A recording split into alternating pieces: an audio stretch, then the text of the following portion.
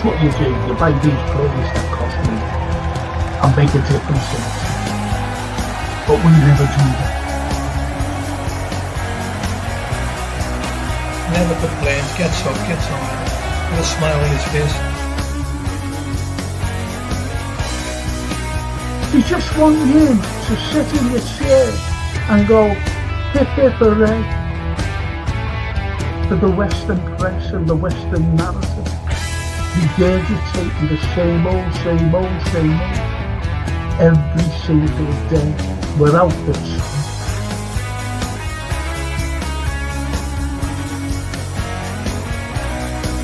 If you haven't seen it before, please watch the first few episodes, the second series, something like Stallone. We are on the site of the castle. And it was the first time the Beatles had really stopped being semi-professional almost. Look at that. Absolutely fascinating.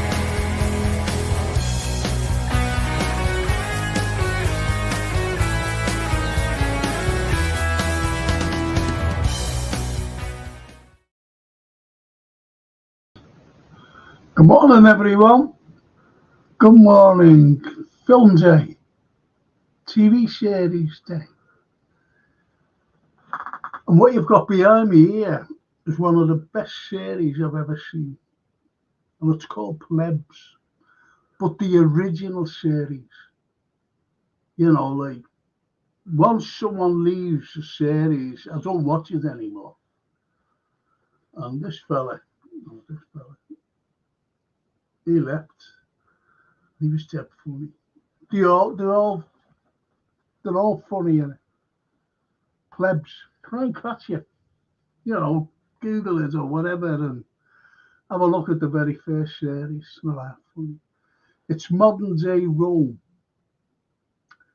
But they talk like us. They just speak like us. You know, they go, oh, fuck off. Things like that. Ancient Rome. There's a slave in it. Who doesn't slave? It's the fella who owns, like, the fella who owns the slave. He's doing all the work. While he's sitting there eating. It's not that funny, honestly. It really is so funny. About three lads in ancient Rome, plebs. Just watch it. So funny. I didn't even know this was up. Jason just puts things up behind me. Anyway, the boss, the capo, he says, good morning, FC and chatters. I watched 3 different films this week. Griffin and Phoenix, emotional. Maids and Dagenham, political 60s. And Holcroft Covenant, post-war Nazi theme.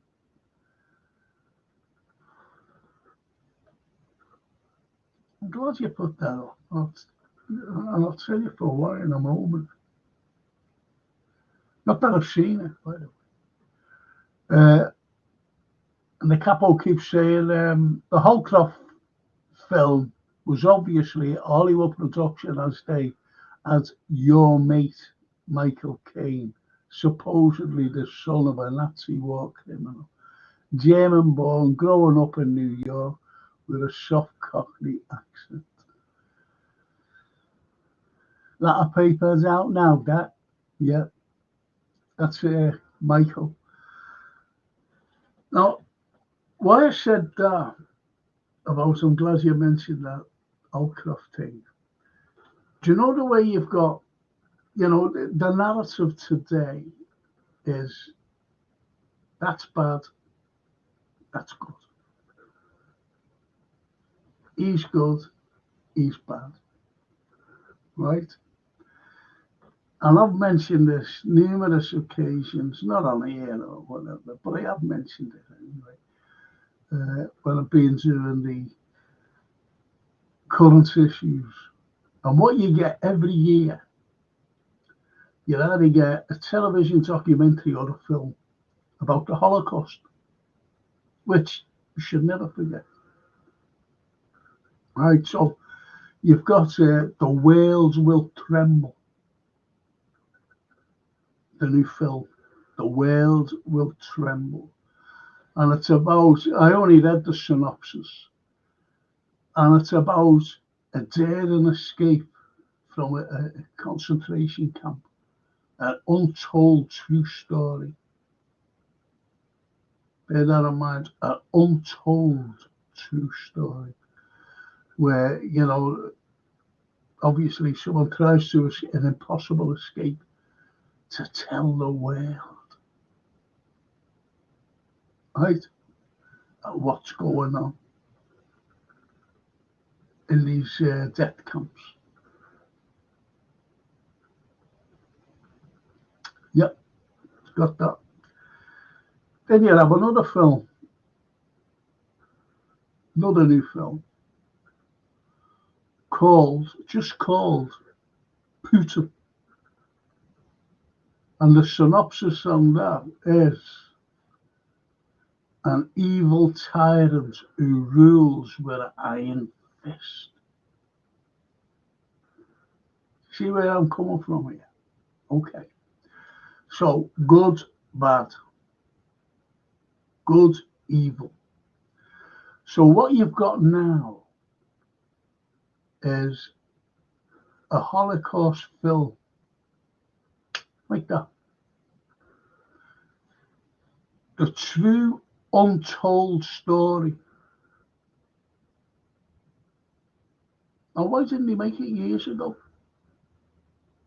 The true untold story that'll make the world, you know, the title, make the world tremble.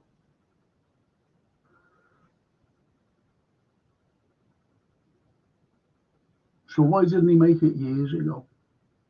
Have you got any idea? Why have they just brought it out now?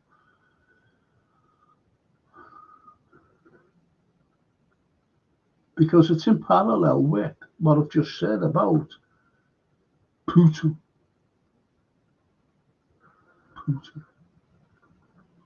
Putin's evil. Putin's evil. A tyrant who rules with an iron fist. Can you see the coincidences? Obviously you can. Obviously you can't, simply because we all have to, you know, which we do, you know, we can't go around having holocausts. We can't. I'm not saying it's impossible, because it is possible to have a Holocaust, but it keeps going on. The Holocaust is genocide to get rid of a race of people. So what's going on at this very minute? Is there a genocide going on?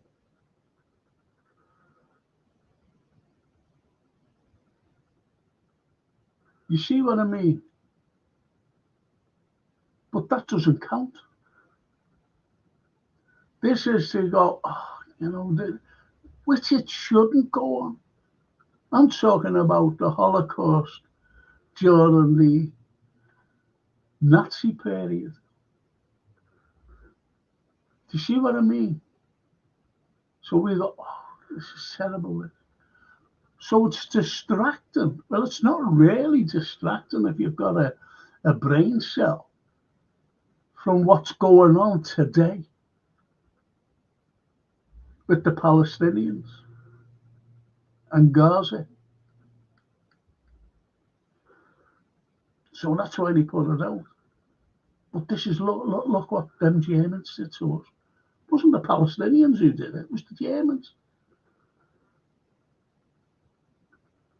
and they're doing exactly the same thing. And people condemn it, but there's lots of other people. Who do they blame? They blame Hamas for these civilians getting killed. Well, they're going after Hamas.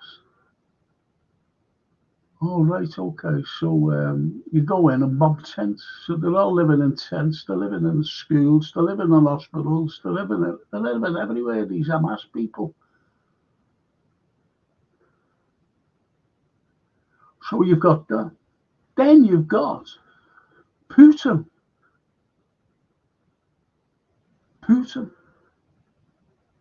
He's ruling with it, and in fact, simply because it's a Western narrative. You know what? You know the score. You know the script. Let's put a film out about cinema. I never watched it. You've only got to see the the still where it's just got Putin, and he's like that. You know, like a evil, fake, dirty as well. He's not looking like that. I'll have to put something up here. I'm getting a great big headache already because the light's shining on me. I'm right by a window. So listen, boys, I'm just going to, I'll be back. I'm just going to get something to put up. I hope it works. Just bear with me. It won't be a second.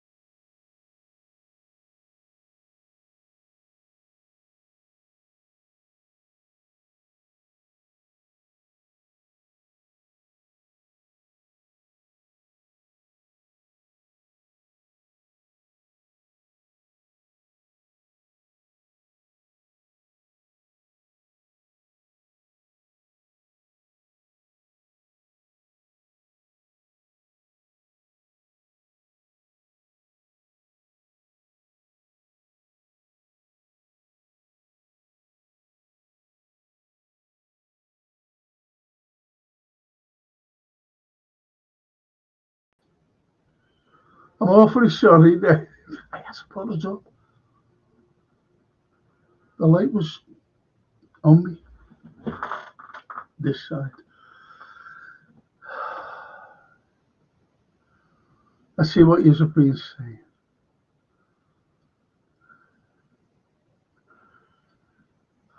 Edward. The pianist, yeah, Adrian Brody, I've seen that. Great actor. I like Adrian Brody. Great actor. Really like him as well. So, yeah, go along with that. Adrian Brody. I'll have to get away from that. Adrian Brody. Great film. He won an Oscar for that, by the way, I think.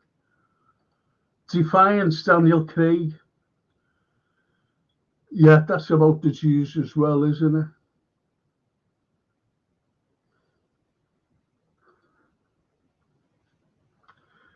The Boss. Frank. The PR propaganda. Well, the PR. I like the way you've done that. I like the way you've done that. Propaganda, PR propaganda is obvious in so many films, and the headline stroke previews often attempt to set the viewer in state according to the political agenda.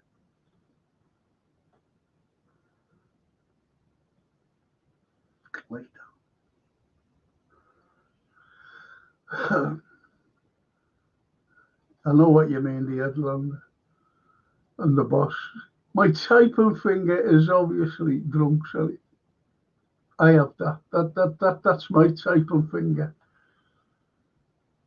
And honestly, I was typing to to a lady friend of mine, like a former colleague of mine, and lovely woman. And I said something, and where it's, like bits, I'm in bits, and what came out was shows your tits. I just said predictive text. I felt terrible. All she put was, like capital letters, Frank, exclamation mark, question mark, exclamation mark, question mark, and one of them little emojis or whatever they are, like that. I said, does it mean to say? I said, this is what I meant to say. I made sure, I made sure that it was in bits. It just shows something like, I'm paraphrasing, like it shows that we're in bits, you're in bits or something, and it came out like shows your tits. Well, my daughter's not listening in. And Ezra says, isn't there camps in Israel? They built a big wall. Well, you know that, don't you? Yeah, of course. Prisoners. According to reports, being raped. And I'm talking about men as well, being raped. Prisoners, held without charge. And the boss, of course, Gaza, Western media didn't even mention it during the news broadcast for most of last year. If the Nazis had Hollywood and a modern media control, there might have been no Nuremberg.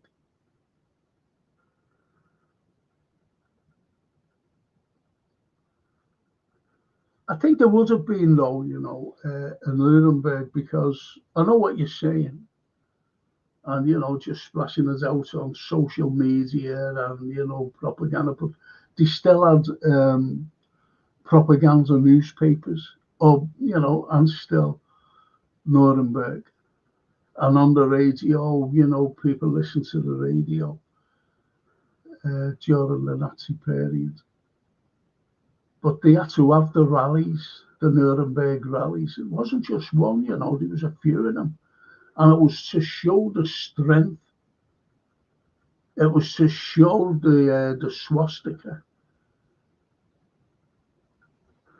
And they were, I might surprise you there. I might surprise you. You look at the German uniform. When you watch films, you look at the dead smart, aren't they? The Germans, dead smart, the officers. And, wow, And I guess who designed them? Surprise you there. Remind me to tell you who designed their uniforms. Owen Lee.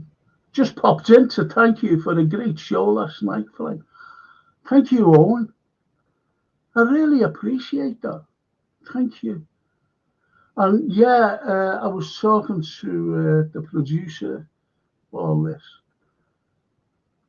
And he said, I believe it was a very good show because someone told him they popped in.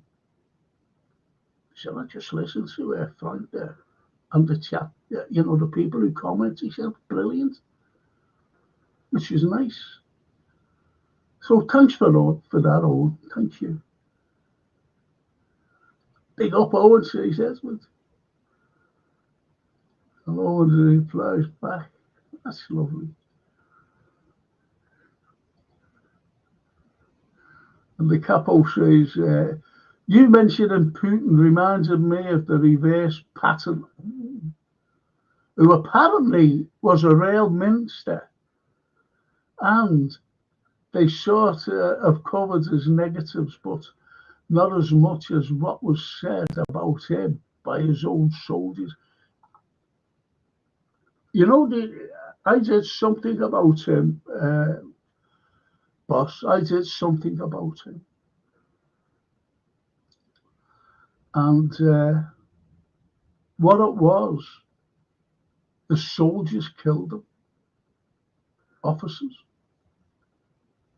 His officers killed him. Murdered him on a train. Because what they had, the pattern wasn't as much as, you know, as great as the Americans make out to be.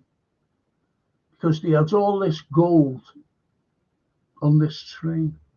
And Pat was saying, listen, this is what we're going to do. And, you know, we're bringing it back. And, you know, someone was saying, oh, can we take a bit of it? He said, no, can't. But they reckon he was going to take it himself. You know, some of it, not all of it, obviously. So they murdered him. That's the theory behind it. But I'll tell you another thing as well. What he said to Eisenhower. Now, they brought Eisenhower over as the commander-in-chief of all the Allies forces. I don't know whether you're aware of this, but Eisenhower never had any military experience of war. And they put in. See, the Americans want to be at the forefront of everything. And they said to Churchill, no, he's going to be the Allies. Come on. He said, but he's had no experience. Doesn't matter. He's going to be the Allied commander. Okay. That was it. You've heard of our own Western approaches here in Liverpool. The Western approaches, they tracked the pocket battleships. That would if the three of them would have been on the Atlantic, they would have destroyed everything. There would have been nothing coming in from America. Absolutely zilch to help the army, to help us fight the Germans. Nothing. And the Western approaches under Sir Max Horton tracked the Graf Bay, the Scharnhorst, and the Bismarck. And it was tracked there. Now, just before, there was an admiral, I forget his name, American, you know, when they came into the war, and he rides up to Liverpool with Churchill. Was he there? Oh no, Churchill phoned Horton and said, Admiral, whatever his name was, will be taking charge now of the Western approaches. Now, this is an admiral who's never had the only thing he's witnessed, but wasn't in charge of, was Pearl Harbor. That's why they came into it, you see. And Max Horton were like that. And this is where this phrase was coined from. And he said, he's going to be in charge of the Battle of the Atlantic. If he is, we will lose the Battle of the Atlantic. I'm resigning. And Churchill went, oh, can't have that. He said, listen, you know, just work alongside him. And he said, no, I'm resigning. If you want the Battle of the Atlantic to be lost with this admiral, that's fine. I'm resigning. So he stood his ground to Max Horton. And he said, okay, you win. Stay with us. And that's how the Battle of the Atlantic was won. And it never gets mentioned. Liverpool never gets mentioned. Ever. And yet we tracked them. Here, Liverpool. When the Sharnos was coming out of the Norwegian fjords. Some ship that was. Excuse me. And we tracked it. We got it. And the Bismarck. And as I said, the Graf Spee.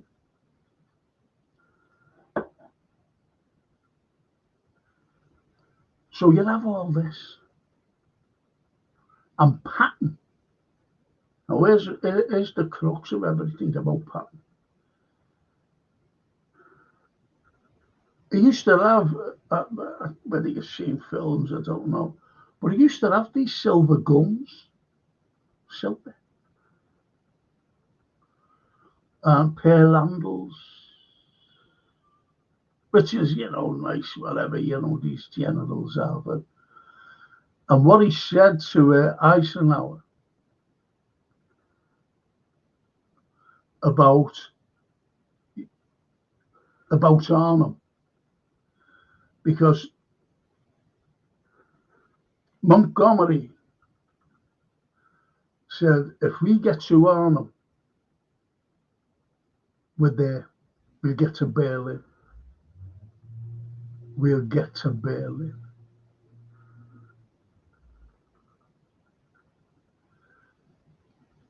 So he went, so, yeah, okay. So that was the thing. This is the bridge too far, by the way. But this isn't in the film. What I'm going to tell you. And Patton went to, he knew that it was going to be a success. He knew that the British, under the leadership of Montgomery, would get to, his idea. Because you had these great commanders, the likes of General Horrocks. These are all great fellas. Colonel Frost, great leaders. But what had happened was, Patton said to Eisenhower, if we succeed at this, we'll be kissing the Brits' arse forevermore. Now think about that. Because when it went, the Allies were Frost, I think it was a Frost, not quite so sure, where he was holding up. He was holding onto the bridge, waiting for the reinforcements to arrive, keeping panzer divisions out and everything. And he was just waiting for the reinforcements. The reinforcements were 3 kilometers away. And they had all the armored divisions, they had everything to go in 3 kilometers away. To Arnhem. And they got orders to say, stop, go back. General Horrocks said, why? Why did we turn back? We were there. 3 kilometers away, we were there.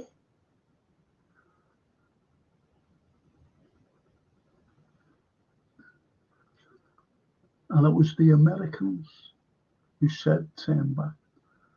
Eisenhower. Think of what Patton said to him. See what I mean? Fucking noise in here,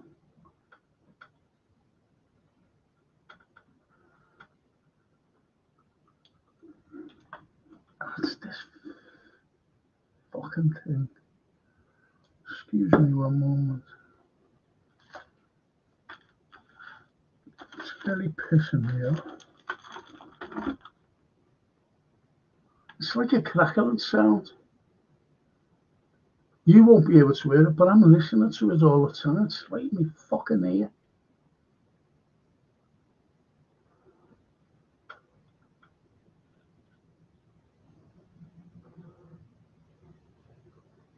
And it's coming from one of my speakers there. And it's really pissing me off. It really is. It's pissing me off. Wish I could fucking unplug it, you know. I can't fucking do nothing.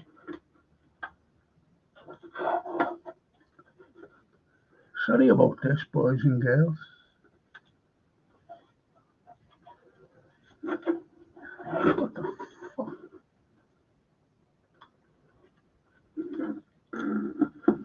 It's not like...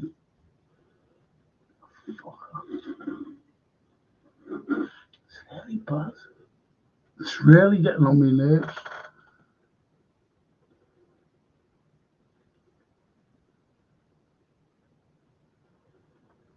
Can you hear that? That's down my ear.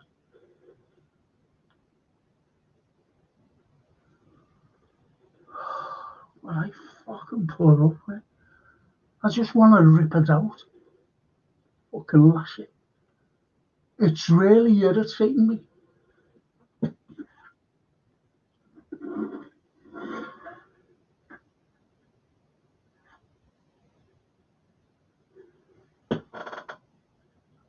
Sorry.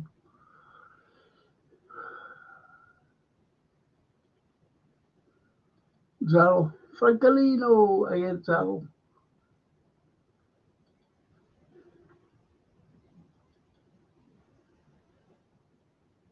Edward, the man in the high castle is a good concept.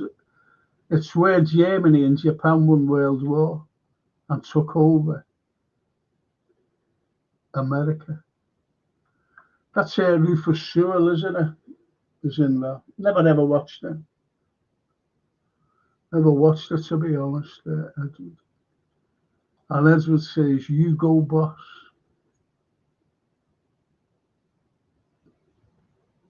You're spot on.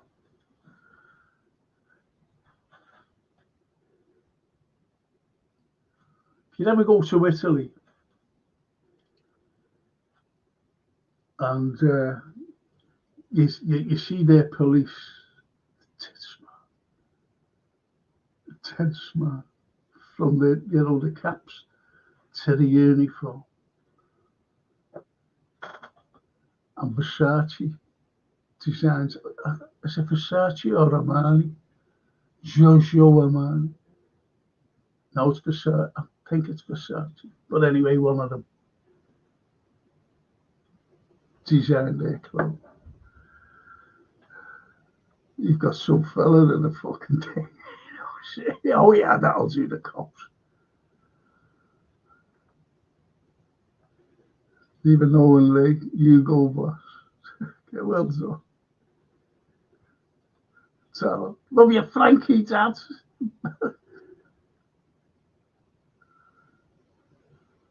The boss. Oh yeah, okay, yeah. Oh, boss, yeah, okay, mate. Yes, yeah.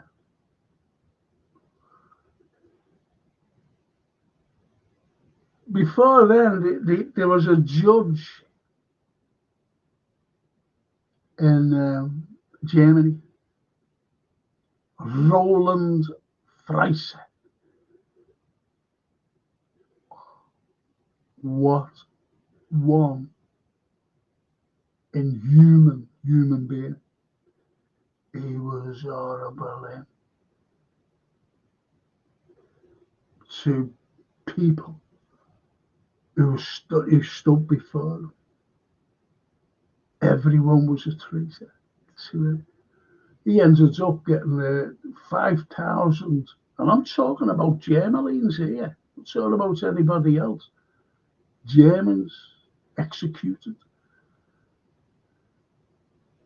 like Sophie Scholl, the White Rose.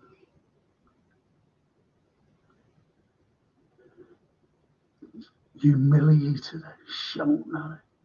But this girl was so calm. And her brother, so calm, just looking at him. She looked at him with contempt. The White Rose. And she was guillotined. Even the fella who was, the executioner, he said, I've never seen anyone so brave. She was guillotined. In Berlin, there's a massive, well, it's not massive, you know what I mean, but it is a big memorial to her. I think it's just I forget it right or wrong. I think it's just like not an obelisk or anything, just like a square, a rectangle, pink, black,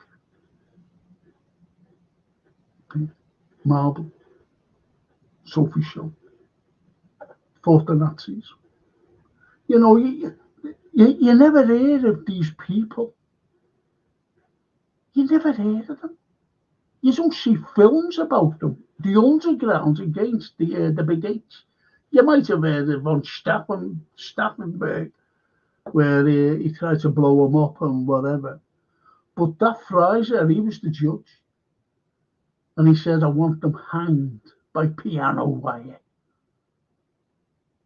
Think about that. Not to give them a quick execution. Horrible, man. Horrible. Humiliated his own German people. There was one who they said, a soldier. I'm talking about an officer here who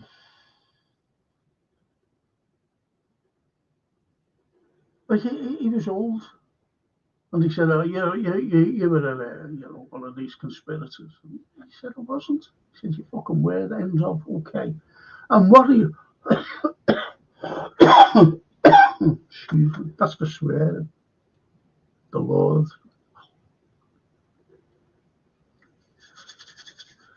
So anyway, these people, they took all the uniforms off and they gave them clothes that were miles too big and inadequate to make them look stupid. And they had no braces or belts or anything. And you see them holding up the trousers because they were falling down, if you know what I mean. Humiliating them in court. A Fraser. Or Roland Fraser. Was it just Fries? Him anyway. Horrible, man. Horrible. A good shout, that boss.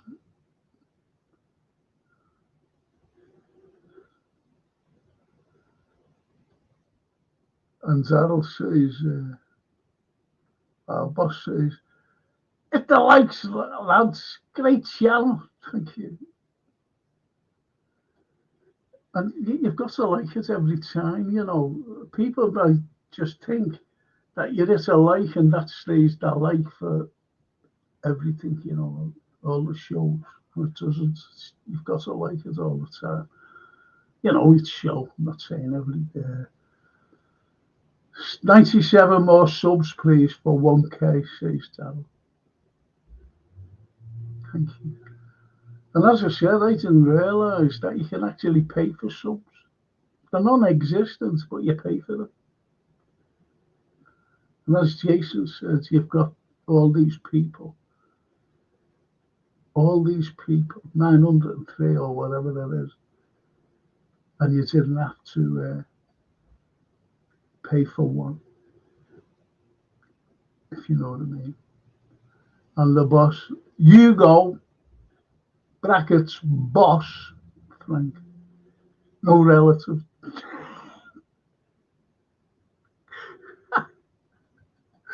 I like that.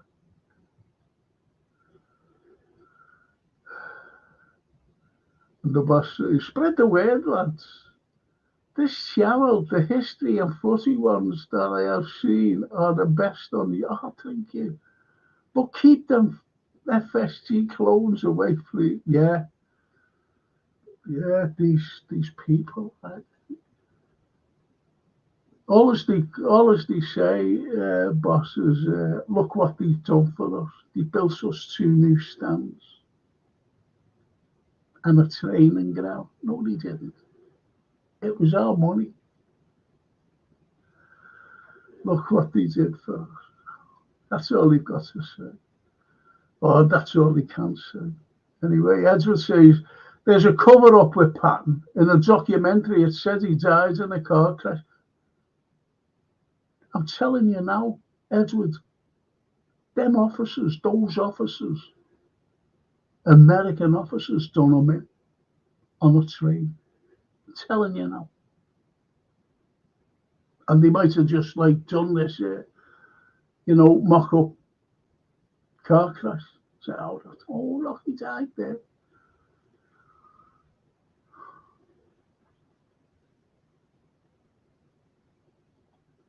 And I just say, I like what you said last night, Frank, about passing your beliefs onto your kids. But it's true. It's true. You've got feral kids running around now. And it's only because of the parent guidance.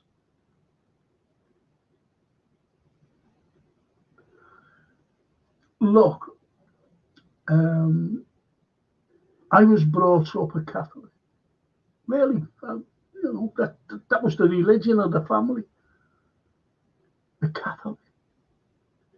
And I became an altar boy. The priest went to he's like, you'll be on the altar. And I always remember, a little thing came out, we put on a little thing up here, a little ruffle, and, the gown and that. And I always remember, I think there was a flood in the priest's house where he got changed before he went into the mass. And I had to get changed in the house, our house now, and walk along. And there was ladies who were there, friends of me, the old girl. And they all came in. Always going to be a priest when he grows up. A priest. So anyway, but it's a matter of, my daughter, it was the way she was brought up. And she went being to university and everything, became a teacher. She hated being a teacher because of the paperwork. Then she went back to university to become a mental health nurse. And she's still trying. So, and her offspring, and she's brought them up properly because James, the eldest, he graduated in law. You've got Ben, and all the lads wants to become is a plumber. That's all. And he can't get the apprentice. He's been through everything, colleges and whatever. But there's no jobs there. No one to take him on. And the lad has always worked. He's worked on coal things. He's worked for these little warehouses. And he's always had a go. But he just wants to be a plumber. Now he's one of those UFC fighters, is it? He said, will you come and see me, granddad? I said, no, I don't like that kind of thing. And Sophia, my granddaughter, she could play a piano from the age of 4, and she can read music. Even Paul McCartney couldn't read music. She can. Put something in front of her and play the piano. She can play that, whatever that. So you see, it's parenting. It's as simple as that. It's as simple as that. It's how you're brought up.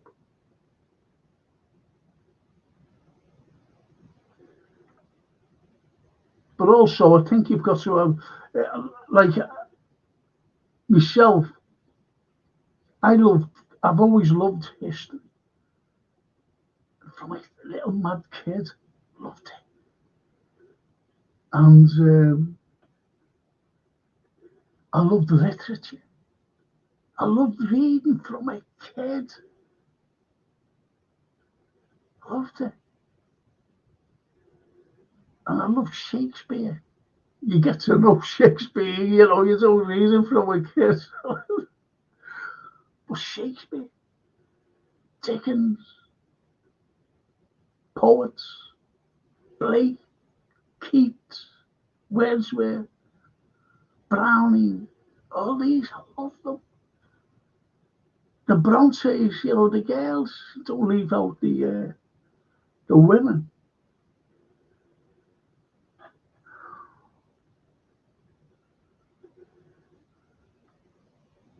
So that's nice. That's kind of your dad, Edward. Really is. The boss says, you mentioning it. I really love watching the film Sink the Bismarck. In the pictures when I was about 10 with my dad. Funny thing as a kid, in brackets, unfair that there were more Brit ships at the end. Yeah. But when you look at that again, boss, and you see, I love Kenneth Moore. I think he's a great actor. And Zona Winter coming out of the, where they were underneath that, whatever, and coming out after sinking the Bismarck. And he said, come on, we'll go for some breakfast. Or towards that effect. And it was daylight. And what you see, they're walking away. And as they walk, they're walking to Trafalgar Square. See what I mean? They should have been walking through Exchange Flags. That's where the Western Approaches was based. History's a funny thing when it's not mentioned. The truth not mentioned. It's like what I said last night. I've got this fucking pain again. It's like what I mentioned last night. Remember when I said about Plato? No one is more hated than he who speaks the truth. Think about that.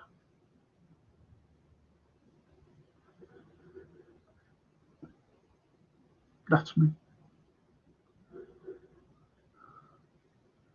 Zara says, quality words, boss, about our great man, Frankie Boy.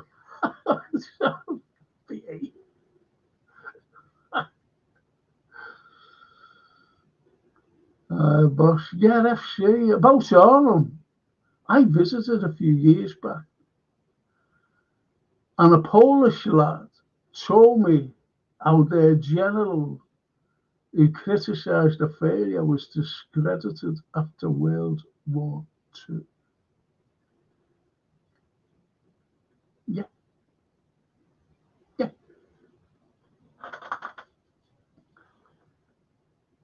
That's true. That is true. They were discredited. Anyone who questioned it.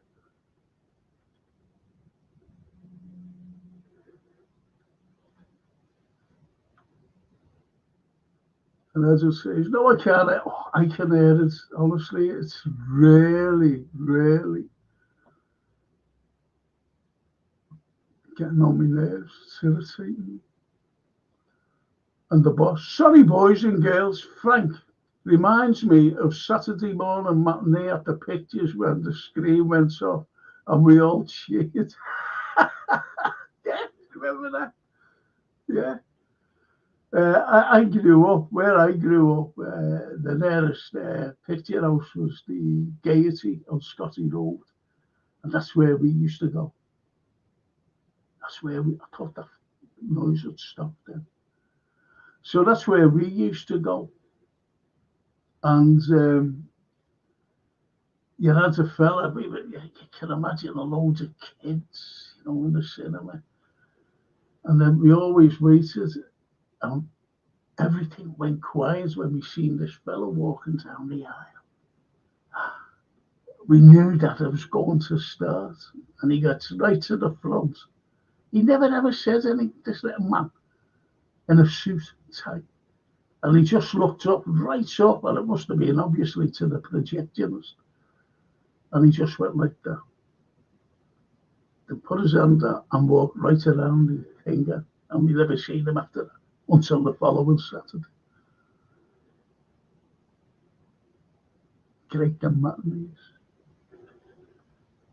The Anfield. Morning all. You popcorn and movie lovers. The Anfield. And the boss says, yeah, FC, all the fascists I know wore expensive suits and ties. Still do, he says. Gary the Rigby, I just mentioned it, Gary. I never watched it, I'll be honest. Being truthful. I watched, I brought up a film called The World Will Tremble. And when you see the title, I went, oh, a disaster film. Wow. Don't mind disaster films. So when I read the synopsis, it was about the Holocaust in Nazi Germany. So I explained that before. I'm sorry, Gary, but I'm not going to explain it again. Really. But I did say, it says based on a true story. So why wasn't it said a few years ago? Why wasn't it fucking ages ago? Yonks ago? If it was based on a true story. Because they love true stories. So I gave the parallel of what's happening today. Distraction.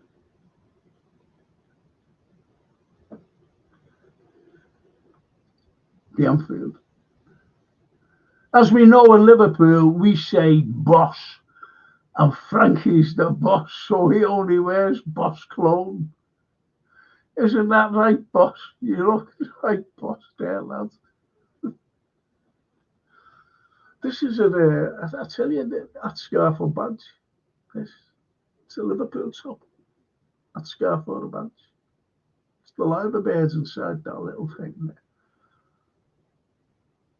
That scarf or a badge. Quality stuff.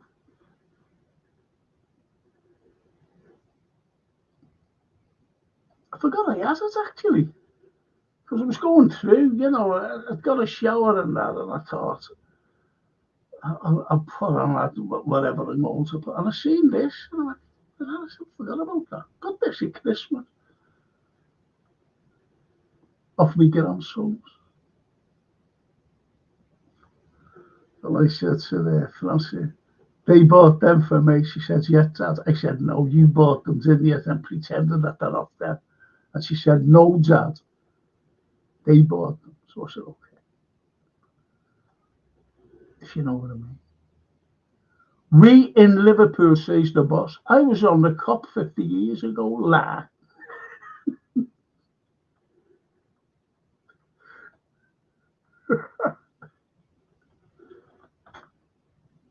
Say me.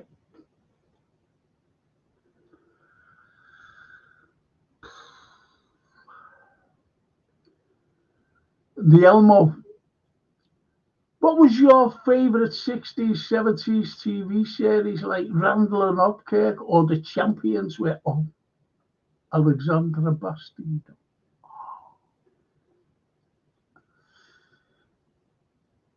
Oh, I'll tell you what I liked, going back there. That was good. The Champions was good. It was unusual. It was unusual TV series. William Gaunt. What was the other fella's name? David, no. I forget his name. And Alexander. I thought it was all right.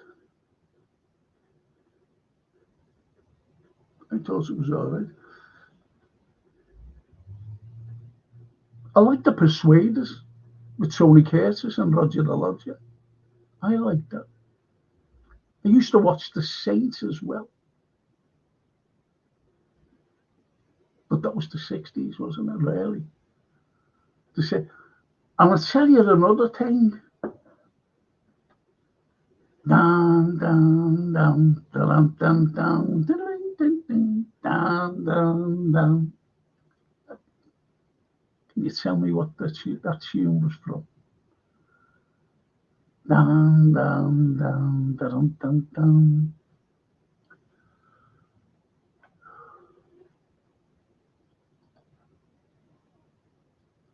Up the stairs and down the hallway.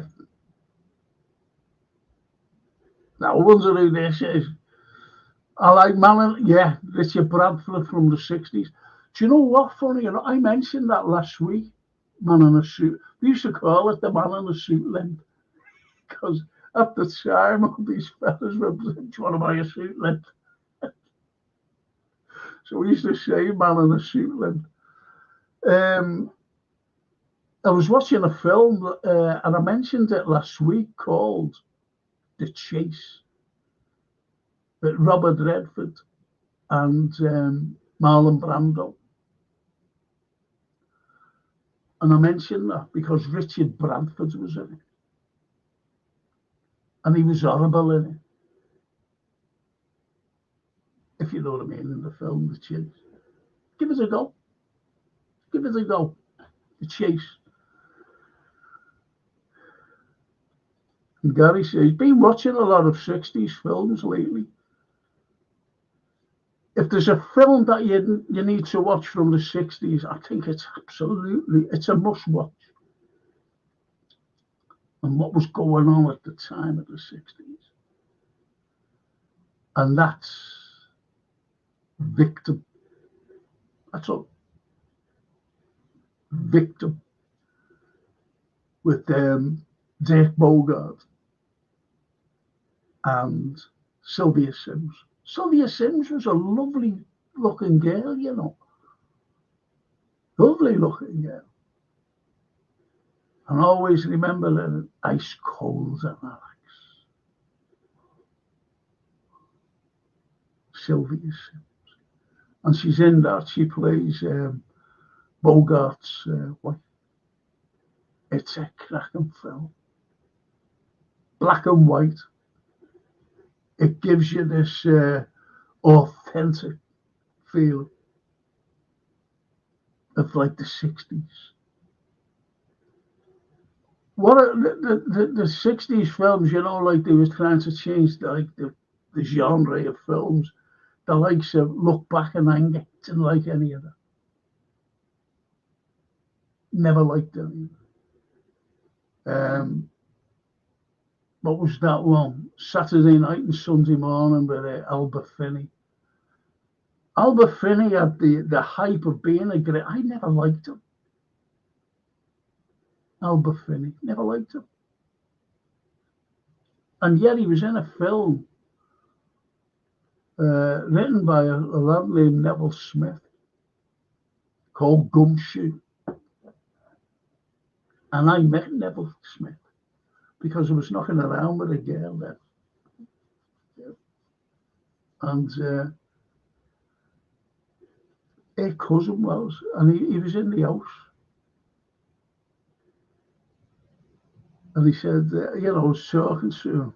I was just young and impressionable, and I was only more interested in the girl. And he said, it mentions Gumshoe. I said, I don't like Albert Finn. And he just laughed. He said, did you like the film? I said, yeah, it was good. It's all right. But that's the way you are, isn't it? When you're young, yeah, it was all right. Gumshoe. The worst fucking Liverpool accent in the world, yeah. Oh, like there, fuck off. Lads, only 2 likes. Where are you, lads? Says the boss.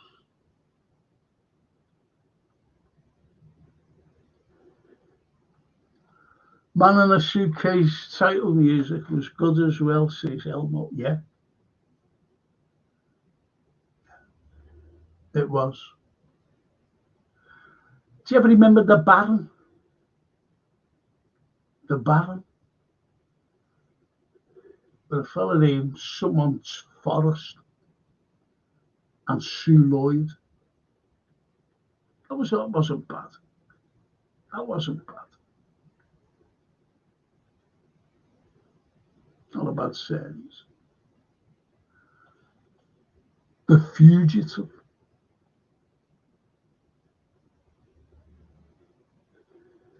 The Fugitive.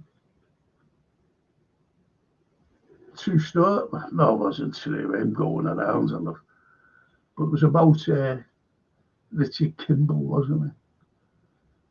A doctor falsely accused of murder. It was shocking, that. Do you know what I was watching on YouTube? This crime thing.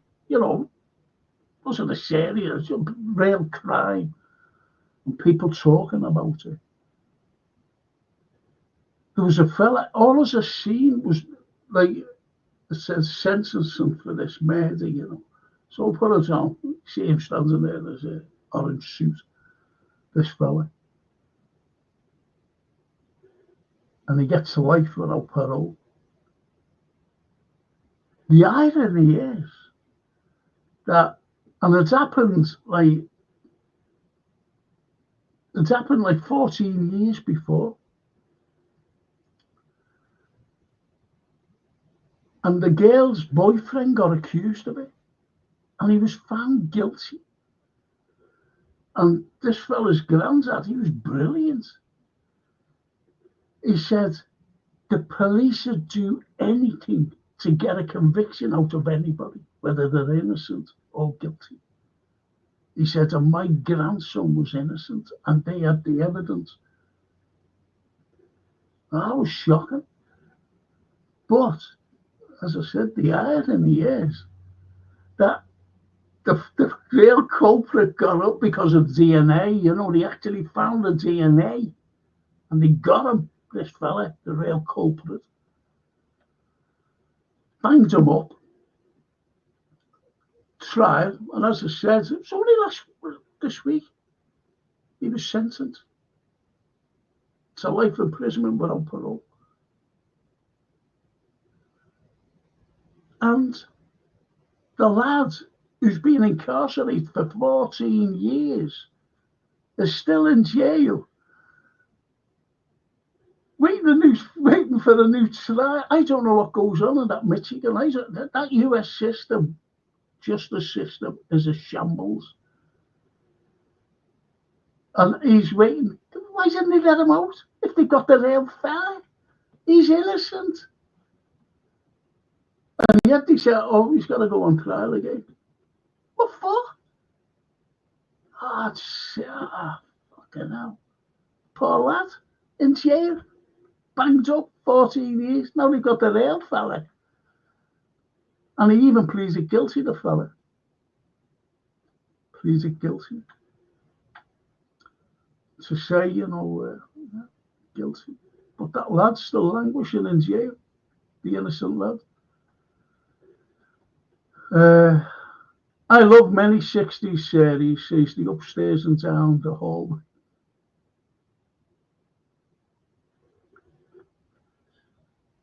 I'm just going to call you hallway.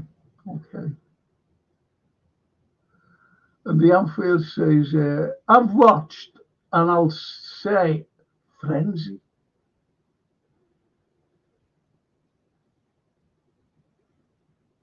Good one. Good one. Frenzy. And Van der Valk, he played the main part, didn't he? Barry, what's his name? Barry. Yeah, Frenzy. Excellent.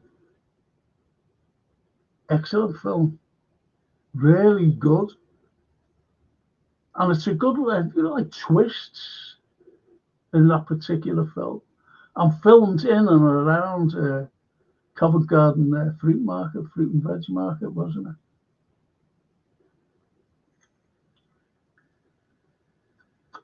Good choice there, though. Sorry about this. Good choice, that.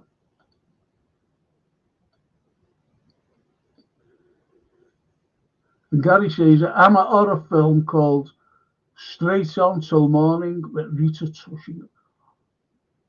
Do you know what, Gary? Rita Tushingham's a lovely, lovely woman, you know. I showed her around the Catholic Cathedral. Some fellow went like that, and she was in there. Tiny little thing. And the guys went, see him there. Ask him to show you around. Me. I'd just finished with something with these people, and they got up, and I was talking to someone. And she came over to me.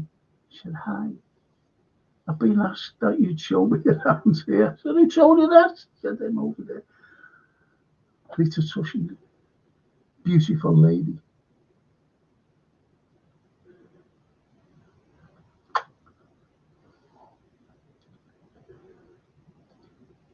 And the boss says, I know Frank could have bought me a couple of hours of house.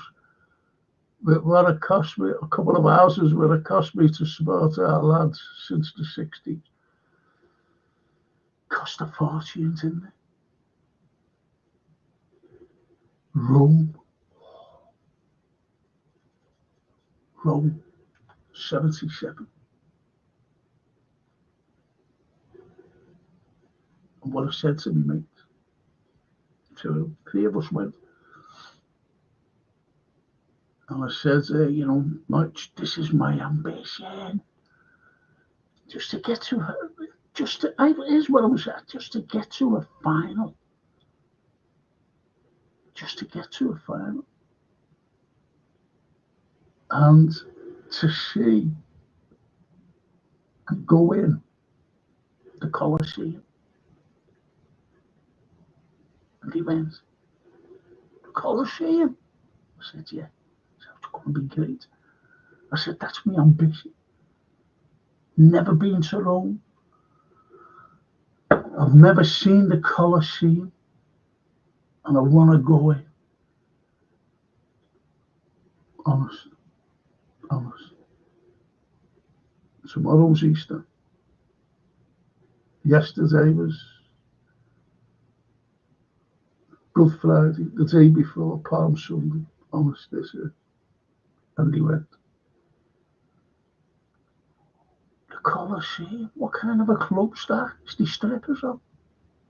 I said, the Colosseum? I said, no. I said, it's not a club with strippers on. And he said, well, what kind of a club is it then? You get a bevy in there. I said, it's not a club. I said, it's an ancient ruin. And I can say this now. And he went, fuck off, ancient Rome. Fucking ancient Rome. We want to go to clubs and strippers.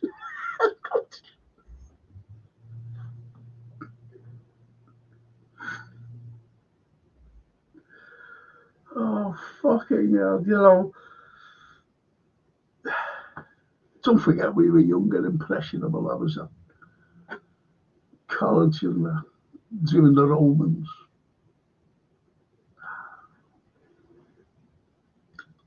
Loved it.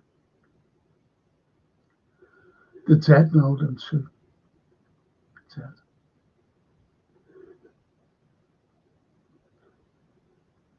Terrible.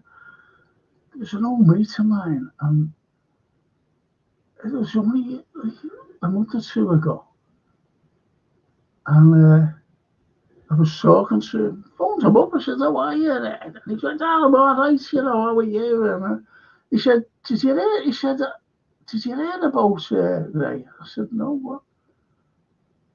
He said, "He died." I said, "Oh, go away. When?" He said, "About 6 months ago." He said, "Why I asked you was I didn't see you at the service." I said, "Fuck, I didn't even know, because I get told fucking none here." And that's about 4 people who have died on me. And I didn't know whose services I would have gone to, because they were mates, they were my mates. Growing up, going out, and seeing now and again, you know, after everyone disperses, but seeing them and, you know, just talking to them when you did see them and having a laugh and thinking about, you know, recalling great memories and with the boys, you know, fucking dead. And I didn't know.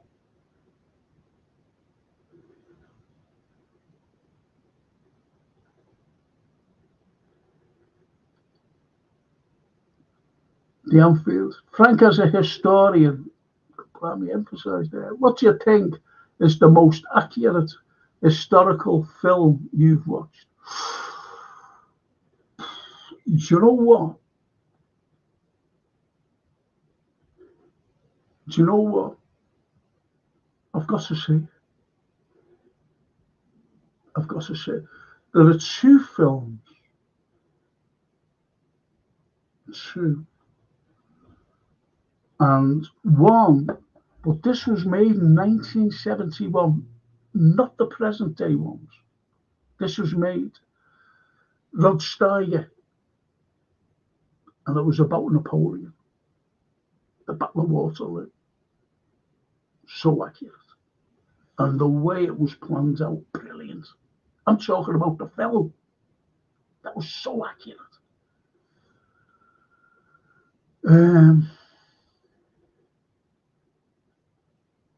And the other one was so accurate as well. Second World War one. A Bridge Too Far. And you can get that on YouTube. I haven't watched it. I haven't watched that for years. But when I did watch it, I went, whoa, spot on. And yet even now, and I always remember this when I first came out, I think it came out in 76. The actors that were in it will look like the actual soldiers they were portraying. That was a true story, that raw and accurate. Fine detail. I know I'm going to mention Shakespeare here.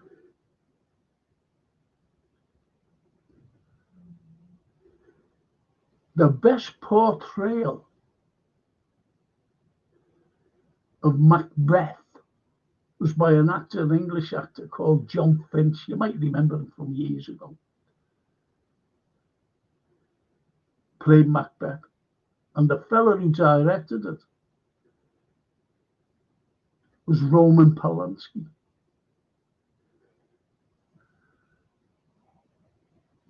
Spot on, the context, everything, nothing taken away like fucking fellas, you know, these directors like to do. And script writers go, fuck off, you know, get to the point. Keep to the context. And the other one is Hamlet. Again, directed by Roman Polanski. And who plays Hamlet? There's none other that, believe it or not, so you go back years ago, was Mel Gibson, and he was brilliant at it. Fucking hell. Mel Gibson.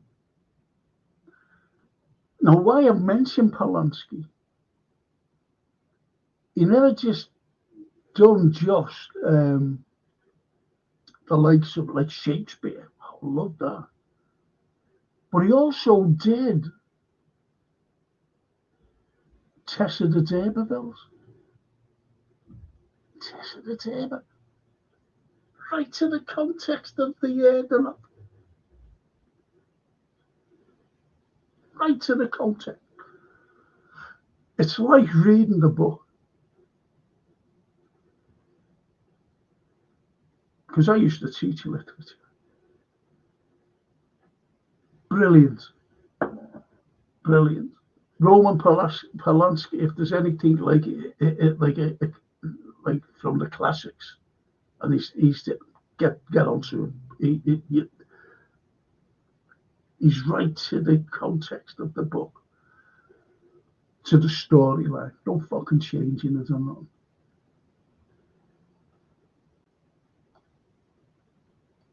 So the Anfields, those are the two.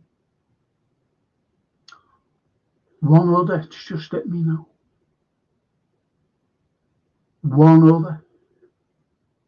And it was a fantastic movie. Why did I say movie? I hate saying that fucking thing. It was a fantastic film. Great actors. Dickie Darling Attenborough, was it? Dickie Darling. John Hurt. 10 of Rillington Police.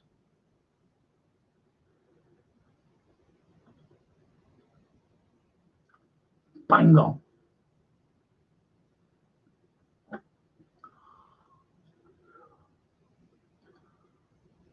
And he always says, I found being raised Catholic quite funny.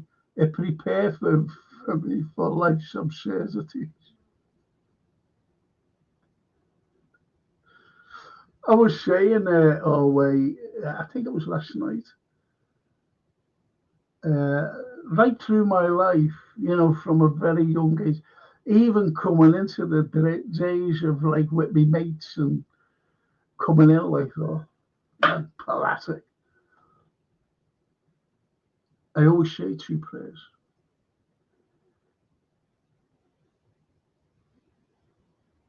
Every night. And I do pray for people. Those 2 prayers. Even you lot on there. When I say my little prayers, my chatters. Just say my chatters. Some other people. The boss. It is usually, for me, a difficult question, but do you have a favourite film or theme that attracts you to watch something?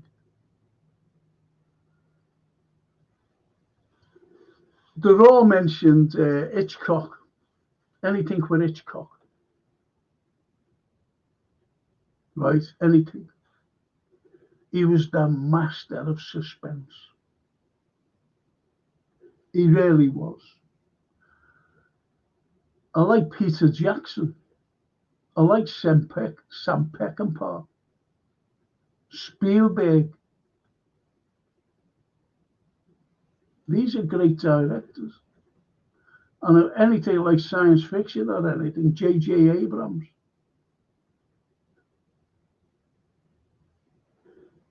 So, if there's a thing there, I always, when I was working, coming home, and I used to always, I had to like talk reality, history, whether it was about a war, whether it was about the Romans or Napoleon, First World War. So when I get home, I used to throw on a film So when she went to bed, you know what I mean? Because we can't watch any of these fucking soap things. And they always used to throw a film on, a horror film. Always throwed it on. Always to escape the realism of what I was talking about. See, I'm a pacifist. I hate what's going on today. As I mentioned last night, boys, I don't support one country or another, but I scrape away and get rid of all that propaganda. And there's where you have it. It's like a conspiracy theory. A conspiracy theory, if you get away the layers, you get all rid of all those layers. That's where the truth lies. That's where the truth lies. And as I keep saying about what Plato said, no one is more hated than he who speaks the truth. Look at Julian Assange. He's still under the threat of jail by those horrible Americans.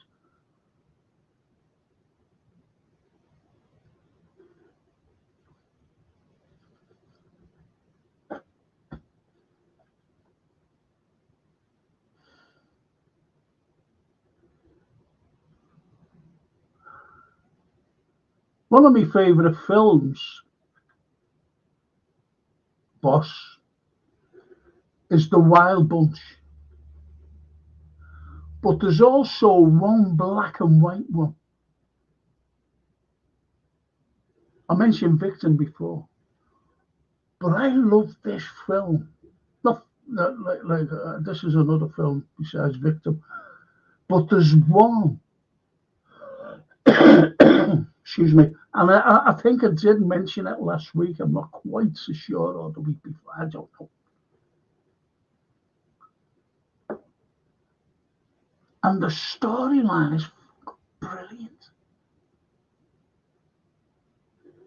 And it's based in an embassy, black and white. Black and white.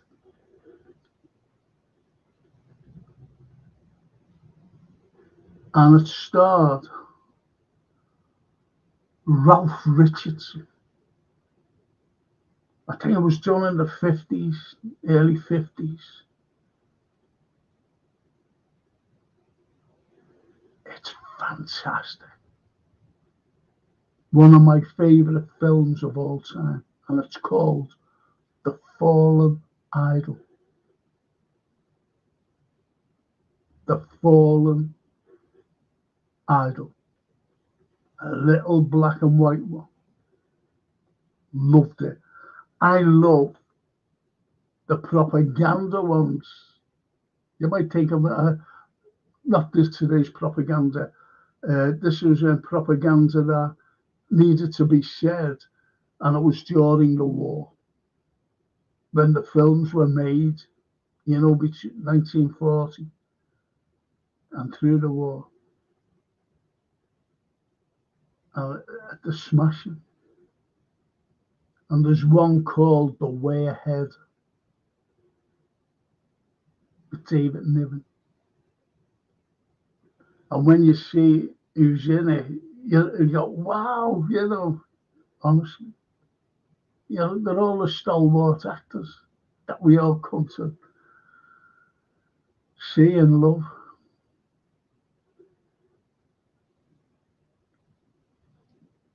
It really is, you know, fantastic.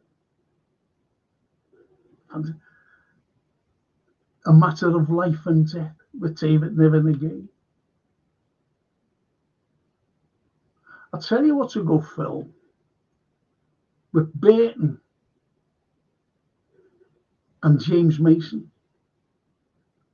And if you look at Burton and Mason, they've got two very distinctive voices. Very distinctive.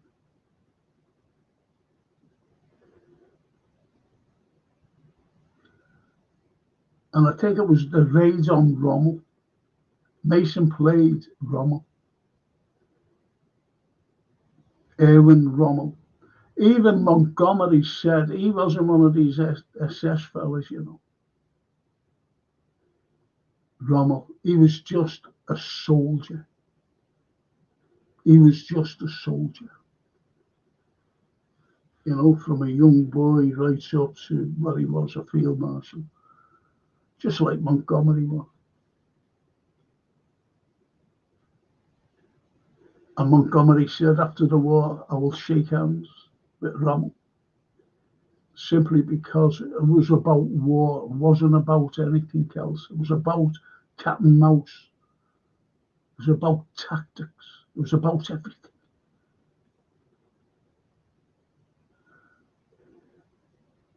Montgomery is one of my top five favorite military leaders. I'll tell you one other military leader from the Second World War, besides Montgomery, and that was Marshal Zhukov, Field Marshal Zhukov of the Soviet Army. Don't forget, he fought 80% of the might of the German army. All the Nazis he fought. While 20% fought the Allies. Think about that. Please think about that. And there's the Serbian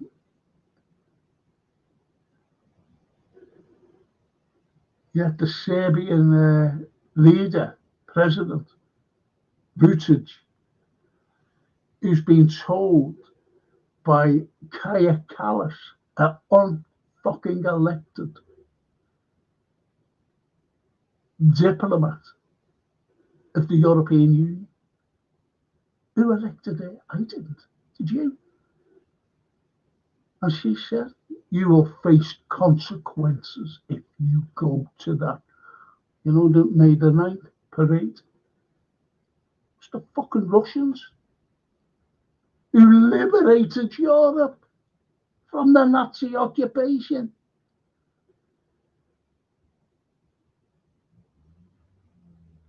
And losing the war. And he's not allowed. They liberated all these countries. Fucking liberated them. Serbia was under terrible occupation by the Germans. And he said, they fucking liberated us. Why can't I go to that? And this Kallas, who the fuck is she telling people not to go? Leaders. This is the Russophobia that you look at. Everyone. It's shocking.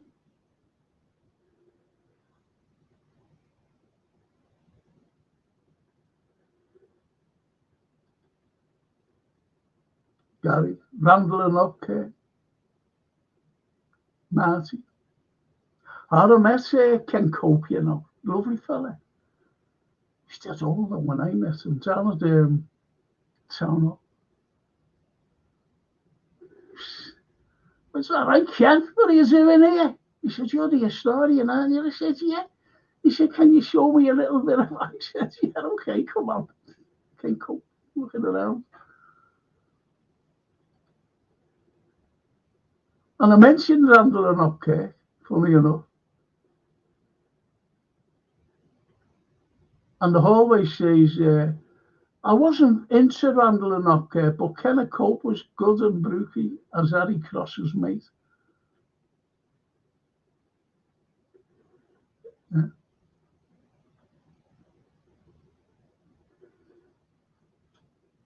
He was also in Coronation Street. Did you know that? He was at Minnie Caldwell's lodger. You know, with Jack the Lad.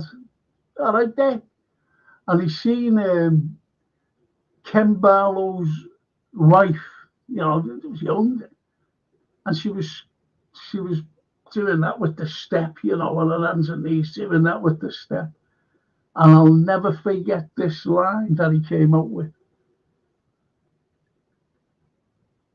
Never forget this line. And it was his line. He actually put it in the script. Can't cope. And as he's walking down the street, she's there, cleaning the step. And he walks and he goes, "You're the first scrubber I've seen this morning," and walks past. Never forget that. You're the first scrubber I've seen this morning.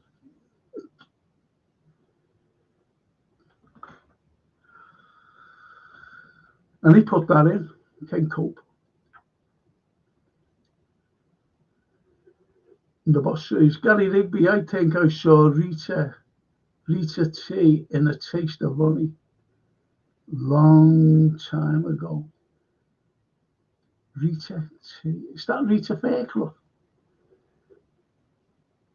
Oh, Rita Tushingham. Oh, yeah, she was in I mentioned that actually. And she said it was the very first sort of racial film interaction, Taste of Honey. It came out in 62, something like that.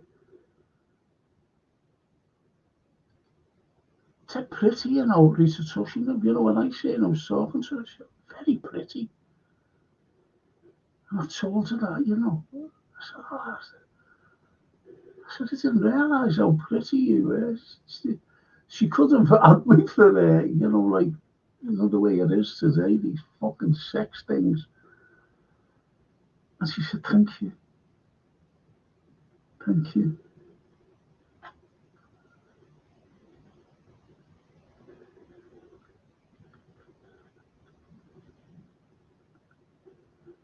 Harry Cross was hilarious in Brookie. When I was a kid, he was hilarious when I was a kid. Bill Dean is a legend, mate. His appearance in video for The Farm, Groovy Train, is dead funny. Yeah, Harry Cross, Bill Dean. There's a film called The Orange and the Green, and it's about Liverpool, not the football, but it's about Liverpool and the likes of the Irish descendants and the Protestant descendants. Like the 17th of March and the 12th of July. Looking hilarious. About this club, a social club. I forget what date. I think it was like the Paddy's night, trying to get it. Oh, so fucking funny. Harry Cross on the door. Now, come on. Oh, that's enough for you. Come on. No. Harry Cross. Bill Z. And I always remember a thing called The Golden Vision. It was about Alex, what was his name? Played for Everton anyway.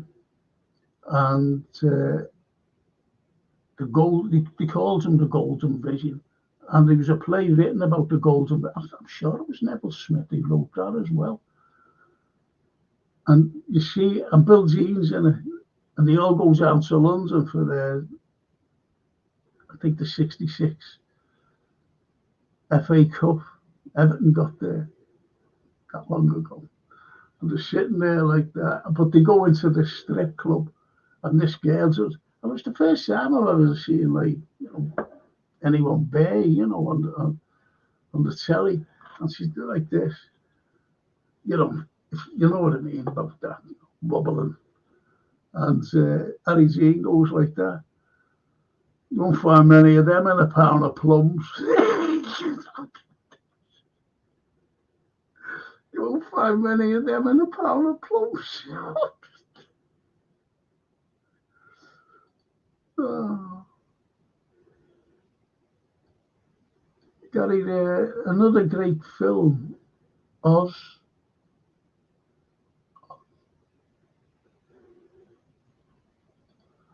The Anfield. Frank, I just got a message from Steve Evans. He said, all right, Frankie, lad, do you have a day off?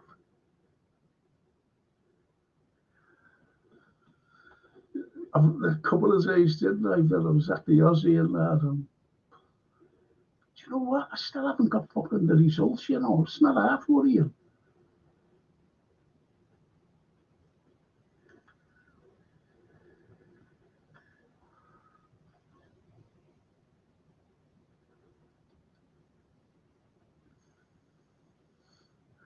I see him sending you a message. I haven't brought my phone in, have I? He was there, sent me a message. I haven't got my phone. Do you know you got to go on?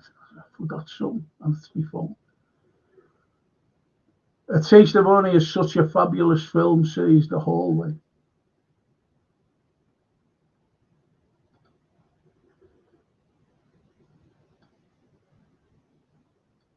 And Gary said, remember Adam Adamant? Yeah. 66, not a very well known. Yeah, Adam Adamant. Oh, what was his name? I'll tell you what I liked as well, but that was the 70s. Yes, it's the 70s. I'll tell you what it was. But it wasn't all action and everything. It was called Hadley. Gary played the. I'll tell you who plays Adam Adamant. Francis. It came to me then. Francis Matthews.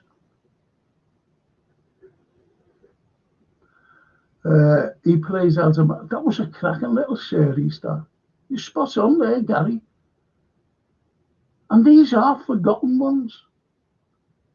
I used to like One Step Beyond on the Twilight Zone, you know, from America. But they're the 60s. But Hadley, what was his name? He played him. But it was great. It was really good. I liked this fella's acting as well. And I thought he had a great voice. His name came to me then. You know, I can't see him fucking goes.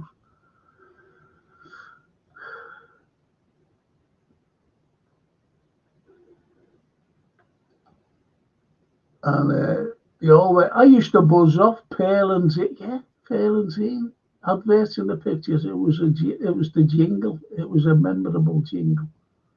Yeah. Because it used to just come out, didn't it? And then the advertisements. Or what song?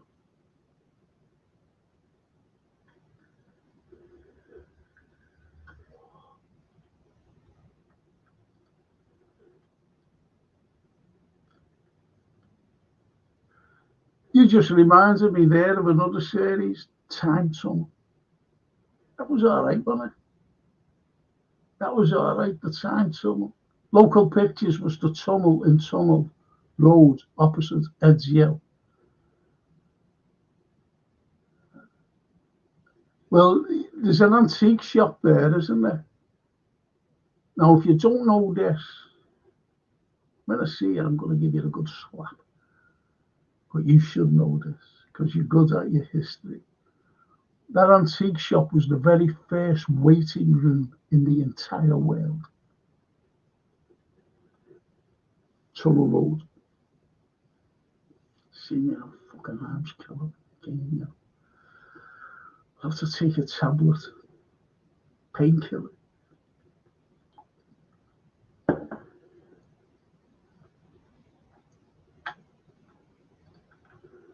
Does anyone like The Prisoner? Wasn't to my Patrick McGowan was brilliant. I'm not a number. What did he say? I'm not a number. I'll tell you what I watched as well. What was it, the 70s? Brilliant acting. was it the 90s? This was, but I have to mention this series.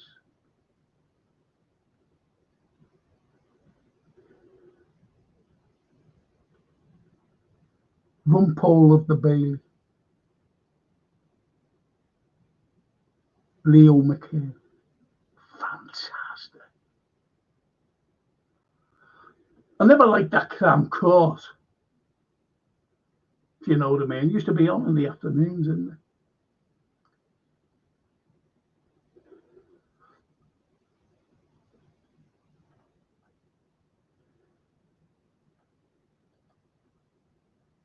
And he always says, my local pictures was opened by none other than Cheerio. So then I go, do you know what? Do you know on this American thing? I knew it was American. You know, on that fucking Facebook. And it says, what's your favourite comedy film? And I put The Ghost Train with Arthur Askey and his sidekick, in inverted commas, Stinker Murdoch. Classic. Arthur should have received an Oscar for it, you know, and all this. And, you know, there was a few comments, who's Arthur Askey? Google him. I think they banned me from that particular day, but it was some fucking stupid thing, you know, that they put out. And what are you going to buy, Mom? M-O-M. Hate that. Hates all this Americanism. And you're getting girls now on that Facebook saying, Mom, M-O-M. Going down to mums. Fuck off. To your mum. Or mum. That's what I mentioned, the Ghost Train. That's what I mentioned, the Ghost Train. Honestly. Stinky Murdoch.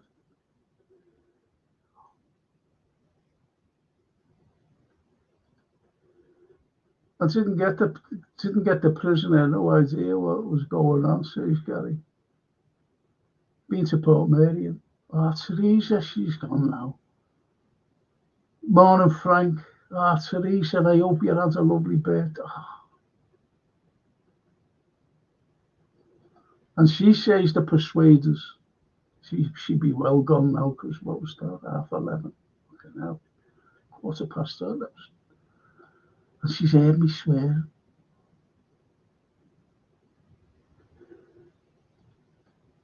Teresa Maria. What a name. Teresa Maria Fitzgerald. Couldn't get more Irish than that, could you? More Catholic than that. There's me swearing my head off. That's it. Yeah, I said the Persuaders, if you're still with us, I'm going to send her a message if she's gone. Thanks for the. And I did mention the Persuaders. He said, yet they didn't get on together, you know. You know where Roger and Curtis didn't get on. I loved The Lands of the Giants when I was a kid in the 60s. So yeah, The Lands of the Giants. Clever films, like clever, weren't they, really, when you come to think it. And so was the Twilight Zone and One Step Beyond. A shame, says the boss. I had the same reaction when Alexandra Bastido's name was mentioned.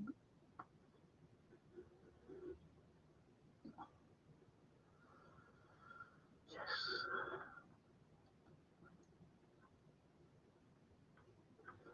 I'm just thinking of Teresa's was still with us. Oh. Paul Turner. Good morning, Frank. Sorry I'm late. How did you get on at the hospital last week? Hope everything. I just mentioned, Paul, I still haven't had my results. And I got the fucking day wrong, didn't I, when I went up? got the tape out. Then I went to, forget it. Honest, I'm still fuming over it. I can show it. I can't even show it because you haven't got my fucking phone. And I went to the clinic, and he said, "Oh no, it's not here. It's up there." I said, "No." I said, "Look." Showed them my phone. I said, "Where does that say?" He said, "Here." I said, "So where do you want me to fucking go? How do I know that I never swore?" I said, how can I, know that I had to go to this other place if that saying come here, where I was the other day, getting examined? He said, "I know, sorry." I said, "It's not your fault." I said, "But I can't go to there now. So we haven't had my results."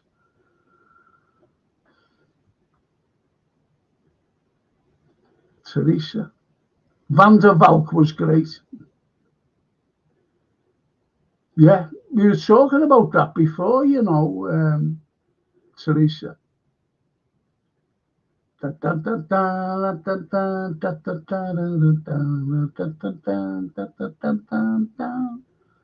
was the music, wasn't it? And it was very catchy. It actually went in the charts.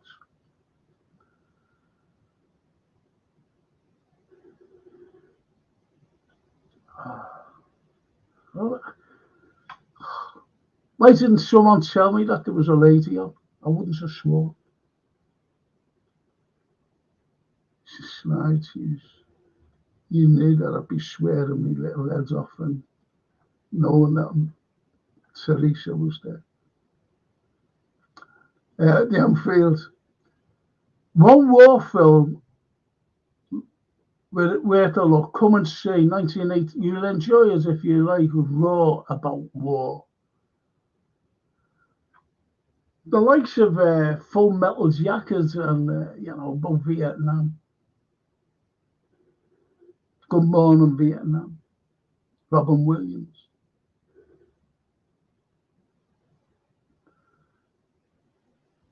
Now, even going back then, this is what I couldn't get my head around. You're getting like DJs going, got the Beatles are bad, Love me too, so you'd have all that being played. Well, it's fucking lads being getting their heads blown off on the same day or at the same time. He's saying, "Well, listen to the Beatles."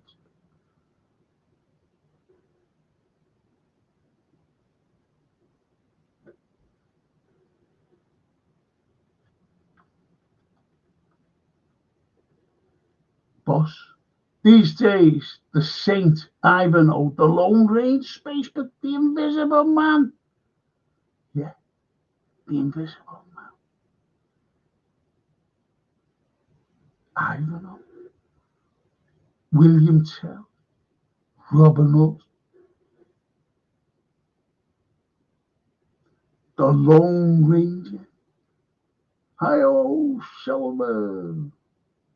Tonto. What was Tonto's real name? And you'll all be Googling it, so I'm going to tell you now. It was J. Silverheels. Have you any idea? I don't Google. Have you any idea why? Have you any idea why? Use Google.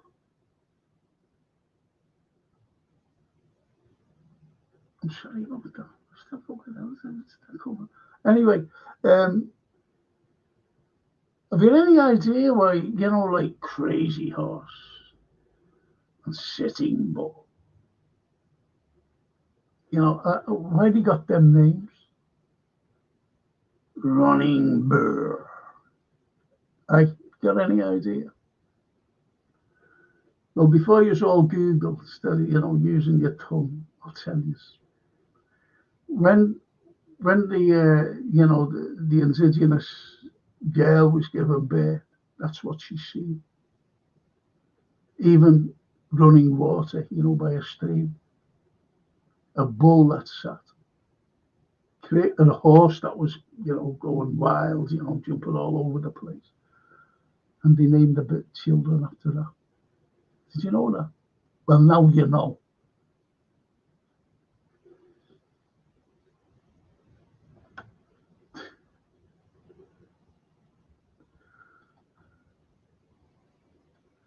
Do you know, looking at films today, do you know they give you ratings, you know, like 7.8 and all that. And do you know what they are? It's over, like, you know, say, like, The Wolfman. I'm just saying that for an example. You know, these pixel films, they've got all the highest scores. Just shows you, doesn't it?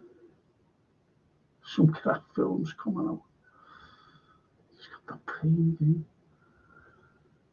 And they always say, I never heard the slang word yocker anymore in Liverpool. Years ago, loads of people said yocker for spit. Yeah, yeah, a yocker or a golly. Oh, well, why did you bring that up? I've got to have fucking something to eat.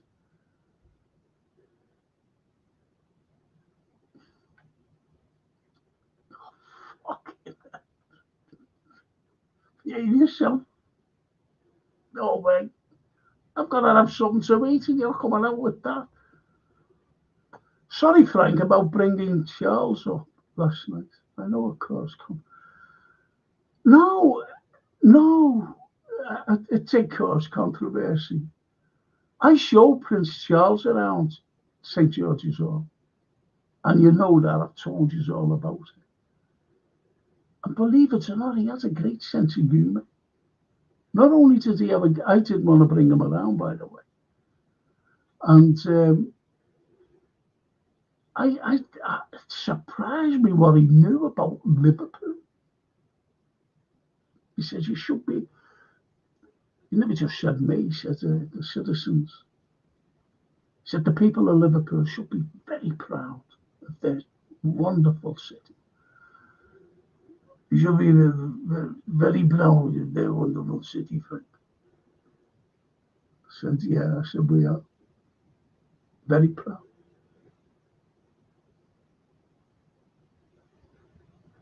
That's what he said. And when I asked him, did he fancy a cup of tea?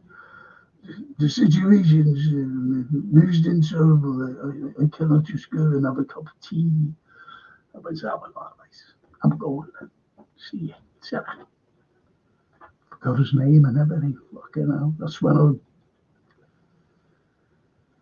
No, never apologise, Edward. Please, never apologise, mate. And the Raw, even the Raw would tell you, and the Red Birds, don't apologise. It's all about, it's a opinion. The Raw. I thought The Rock, yeah, it was James Garner. The Rockford Files, yeah. What about Maverick in the 60s? Roger the Roger and James Garner. Okay, I'm trying to get this fucking pain that goes there today. Yeah, the $6 million man, yeah. Yeah. Quincy. Now, I like Quincy. Do you know what my favourite was, though? Perry Mason. Raymond Burr. Fantastic.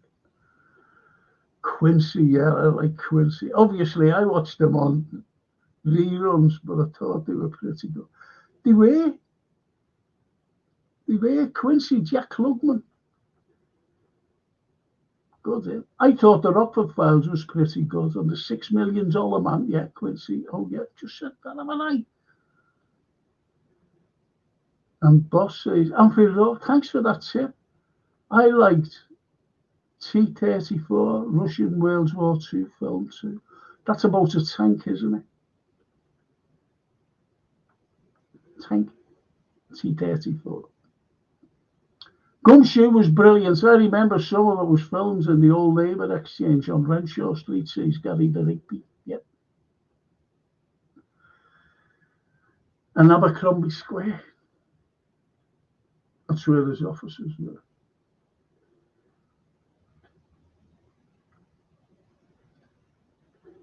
And they always, Finney is great on Saturday night and Sunday morning. His finest. I never liked that film. Didn't like him either.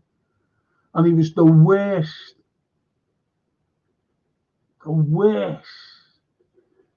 Hercule Poirot ever.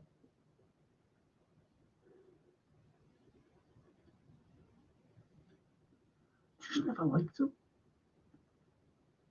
It's like actors and actresses, they'd say, a fancy do, you go, oh yeah, what you've got it.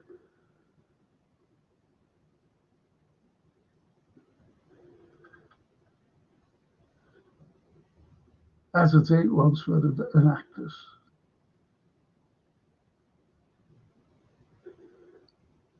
I can't tell you who it was.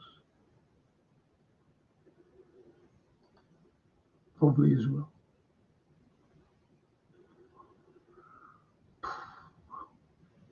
The Anfield. Boss, give it a go, lad. It's pretty raw, but good watch. I'll give T34 a look. Cheers, lad. This is what I like. This is what I like about, our little, film thing. I'll tell you, I've never known anyone, you watch pods and everything, who are so well up on things. Whether it's the current affairs, what's going on, films, what's going on, football, what's going on. I've never known, honestly. And I'm not just saying that, I said last night, I'd love to fucking have you all around here, just having a chat about anything, everything and everything. Anything.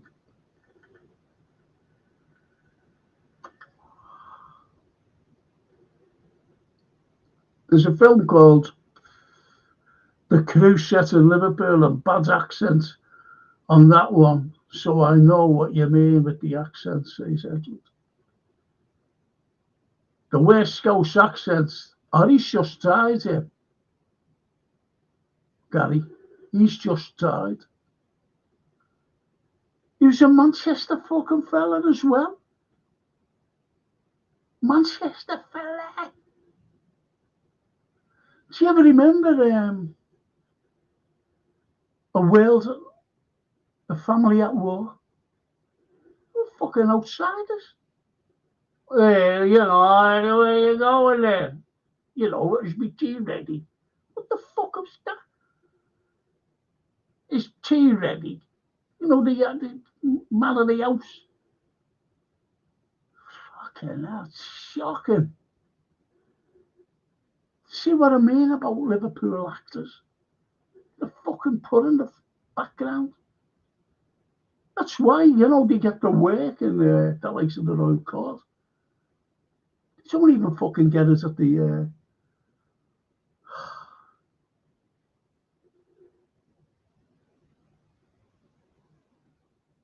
It's like Margie Clark. Margie Clark was in Coronation Street. And obviously she got in and got out again. She never got out, but I don't know if you know. Fucking Manchester.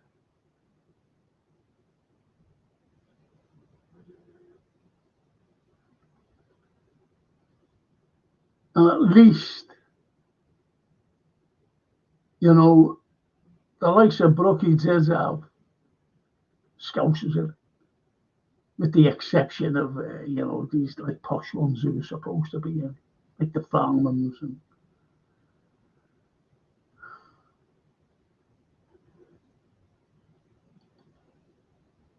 yeah, the worst Scouse accents, that black fella, the boys from it, yeah, he was fucking terrible. All they give me, fuck off.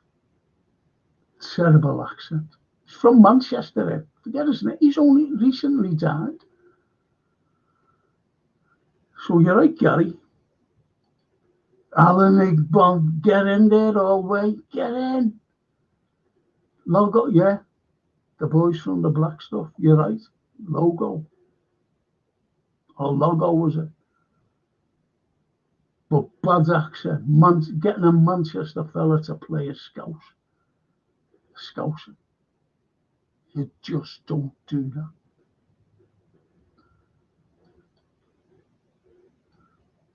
It's funny, I was watching, yesterday, I was watching some football. It just came up on YouTube. And it was when we beat them 7-0, United. And it was just like the beginning and Liverpool. And I think we were shouting, our lads, Liverpool, obviously, and Anfield. And then the Fernando, whatever his fucking name is, he just headed wide. And the United ends were going, Manchester, Manchester, Manchester, Manchester, Manchester, Manchester. So funny. Why was it funny? Because Manchester, Manchester. We scored the 5th. It goes to them. And you see a fella by the end, where you go out, and he was like, who's calling them on? Look, where's your Manchester, Manchester? Hey, you get behind your team.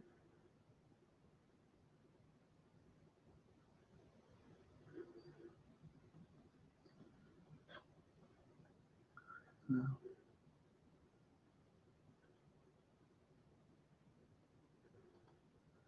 And the Zaz say, you Zaz, big up Frank. Any idea where I can find Andor Star Wars series? No, mate, I don't. I've never watched a minute of Star Wars. Honest. Like, on my Fire Stick, that just come up. That you can watch it, but I just don't watch it. On different things. That is. Like whether it's Prime or Disney or whatever, Amazon. I don't know. I'm sorry, Daz. I'm so sorry, mate.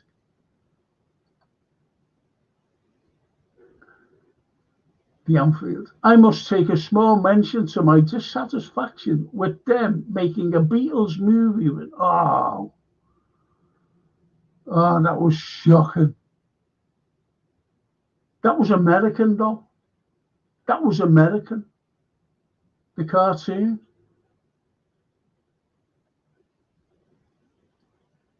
That was American.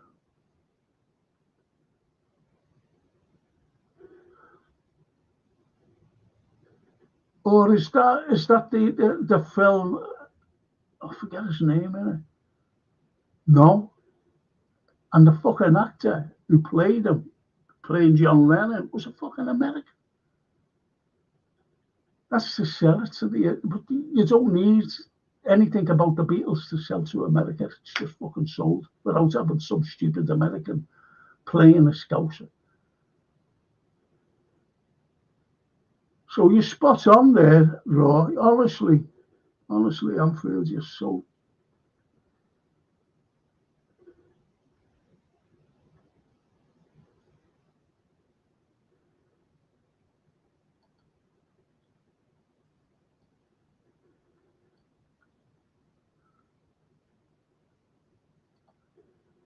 And he always says to Gary, Logo sounded more Mancunian than Scout. He did. Fucking ridiculous. And there was another fella, Fairbank. Good actor. I've seen him in Shakespeare plays this. Someone Fairbank anyway. Fucking Jimmy Fairbank. And he was playing a fucking Scouser, and he's not a Scouser.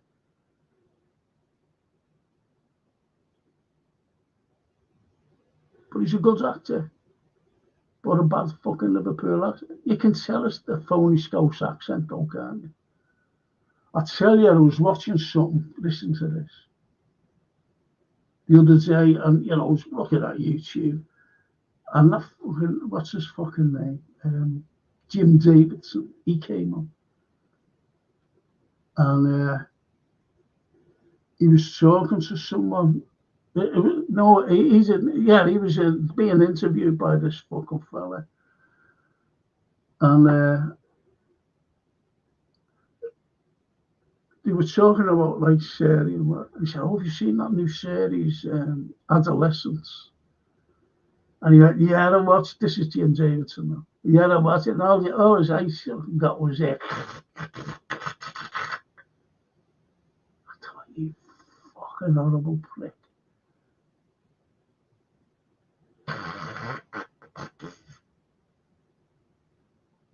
Fucking horrible, man.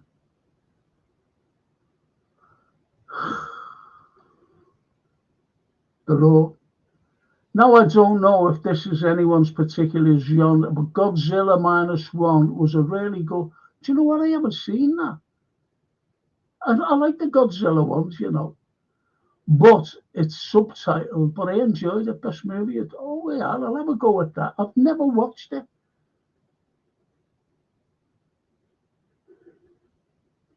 I tell you, a good film. And like children actors, you get some fucking great actors, kids. Honestly. But the best acting I've seen from any child in any genre is A Train to Busan, South Korean film about the zombies. Yeah, like zombie films.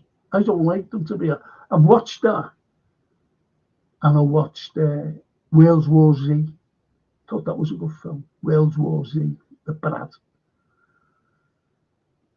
You know that on his body double, don't you? In films.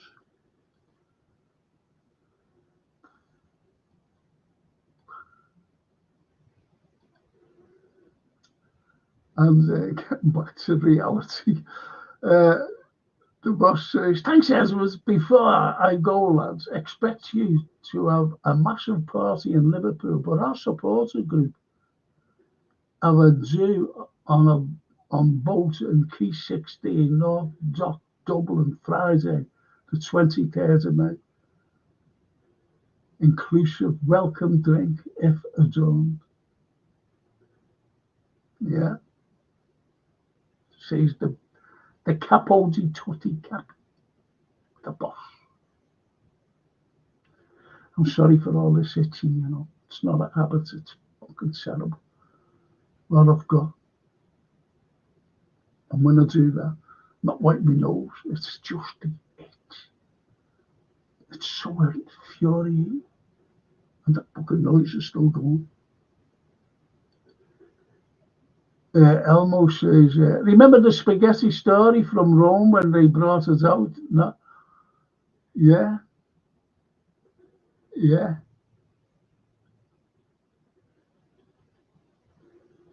This is it because it's al dente over there. Right through. I don't like this. That's true. That's a true story. Dave Kirby, Dave. True story there. It's not like the tin of vines, is it? Spaghetti. Have you got any? Have you got any signs spaghetti? The Scousers. That's that banner says, "Them Scousers." Brilliant. That. Them Scousers.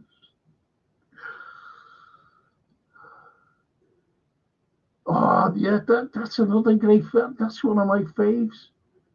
That's that Jackson fella, isn't it? Adrian Brody, Naomi Watts. I like Naomi.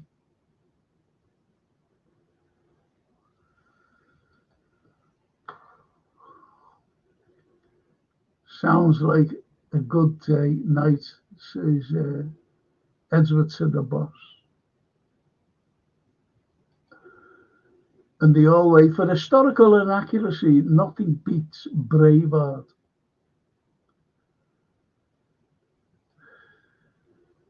Never watched it because I knew.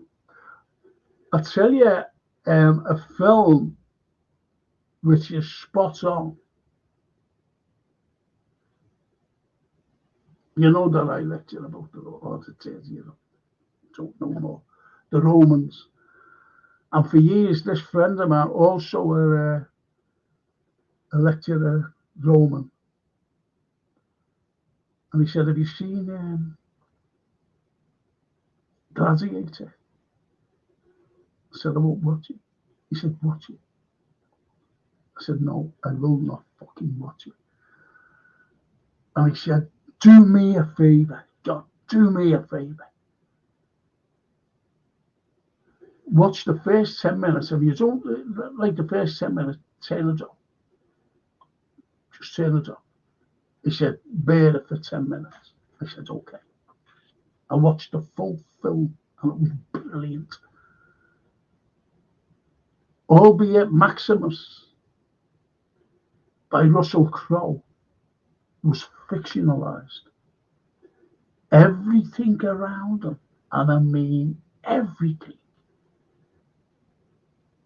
was so historically correct, including Commodus and a sister, Drusilla. Marcus Aurelius, absolutely fantastic. And that's true, albeit Maximus was fictional. Everything around him was spot on.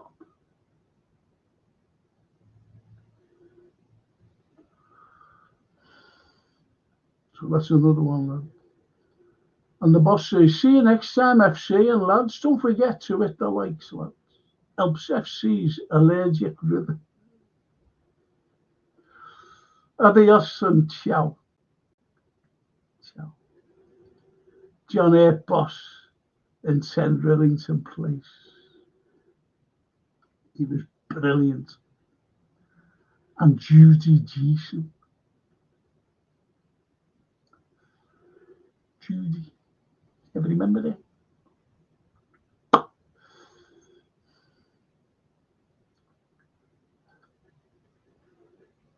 And they always get, I remember Confession as a kid. Ever out of there? I could have had a camp bed and the confessional box. And they always, and my Holy Communion, white shirt, gold tie, grey shorts and grey socks. Holy Communion is when you're 8 or 7, as I recall. Yeah. If I had my phone, I would have showed you mine. I've got my little black and white film photo of me making me communion. I'm standing there like that. There's a white top on, I think grey kicks, short kicks, little white socks, I think, and I think sandals. I'm not quite too sure. Me. But you're right there, always. The always geopolitics is a bit too exhausting to keep up with. Ain't got the time. It's the way it is. Always. 50-year anniversary this year for the first Jaws film being made. 50 fucking years, is it? Just shows you, doesn't it? You're right, 50 years.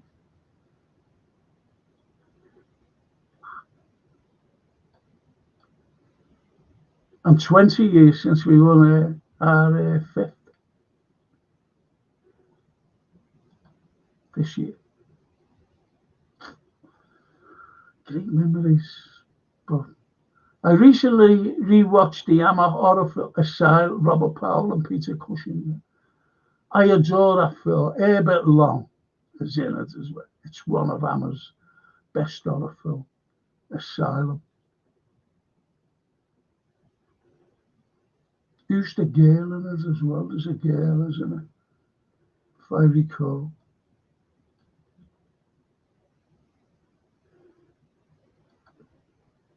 Rommel was just in the army and the SS.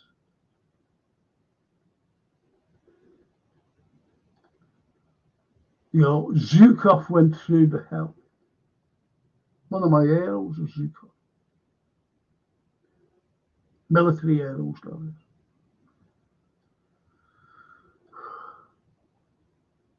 Oh, yeah, Elmo.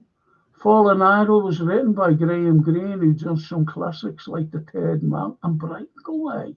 Did he write that? Honestly, Elmo, one of my favourite films of all time. Though. The Fallen Idol. Ralph Richardson. Because you get that little rap pack, don't you? Richardson, Olivier, and who's the other one? Dale Good.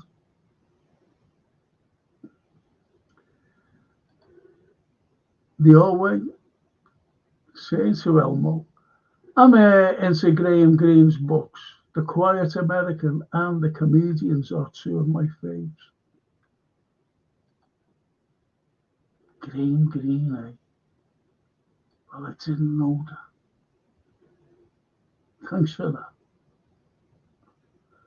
The Boss. Just before I go, a lot of mature people I met in the Balkans will stay loyal to Russia because they bailed out the region when the USA applied sanctions and NATO bombed bridges, stations, and so on. Yeah. No one's held accountable for anything like that. It's shocking. This is how propaganda works and spin. Russia evil.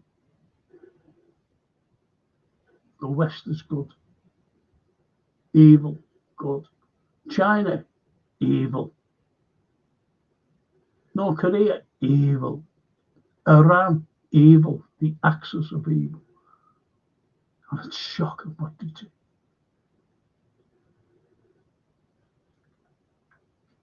I'll never forget what the Americans plan to do to destabilize the Middle East and Europe, and they've succeeded. Are they our friends? No. Davy Jones of the Monkees was in Coronation Street too, says the, yeah, he was. Wasn't he Minnie Caldwell? No. What's her name? I forget her fucking name. Grandson or so. It was Minnie Caldwell. And I even know Violet Carson plays it. I don't know I forget the name of the actual character, but Violet Carson played it. And the Boss off to early lunch. Bye bye. Thanks, Boss. Thanks, Boss, for tuning in. Thank you. Rita Tushingham became a bit iconic after A Taste of Honey, a real star. She is a real star and a beautiful lady to go with it. That's a nice testimonial, that, always. There was a Cockney called Pat Hancock in Brookie, and Harry Crossbuilding was his landlord. Harry always barked out, "Where's me rent, Hancock?" It made us laugh as a kid. Grumpy Harry. Where's me rent?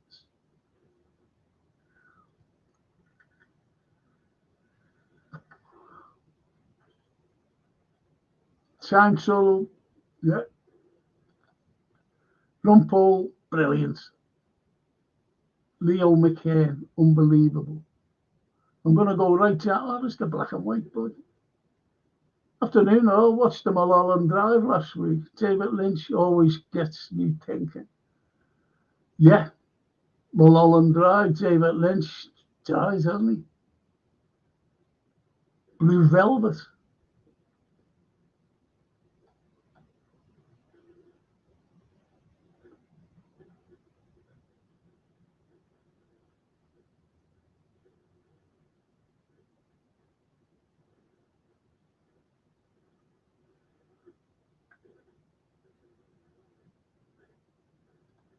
I lost my bag in Newport Pagnell. Why is the last mile the hardest mile? My throat was dry with the sun in my eyes. Great live album, and that track is the best track on it. Is it really so strange? Says the old way. Quincy was boss. I'm going right down, boys. Oh, I was going to mention here before. Margie Clark was excellent, really effervescent and vibrant. Oh, I did mention her, didn't I? I like Margie. Lovely lady.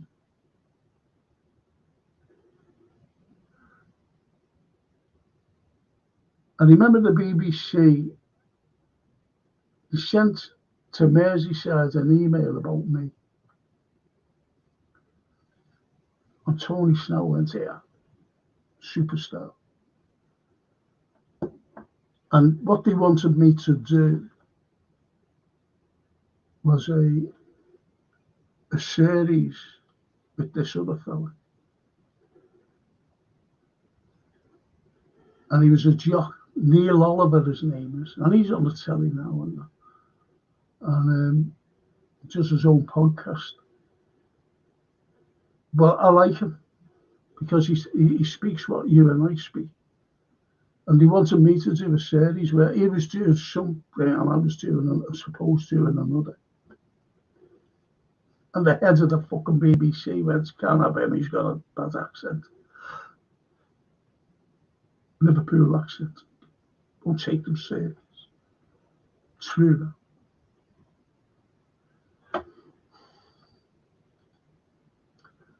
Mark Simons. Hey, yeah. Why is there no blue plaque for Toxteth-born Ken Hughes, director of Cromwell, with Richard Harris, great, who also directed Chitty Chitty Bang On, Crowds of Oscar Wilde, Peter the Pinch, and Casino Royale. Ken Hughes. You're right.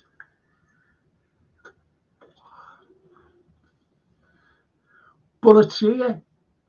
I tried to get a blue plaque for William Radcliffe,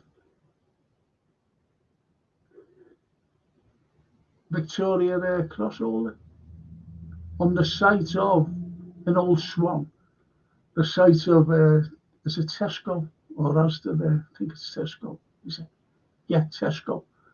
I wanted a blue plaque on there because he lived in St. Oswald Gardens and he died there. Fuck all gets done. Nothing. Fucking nothing.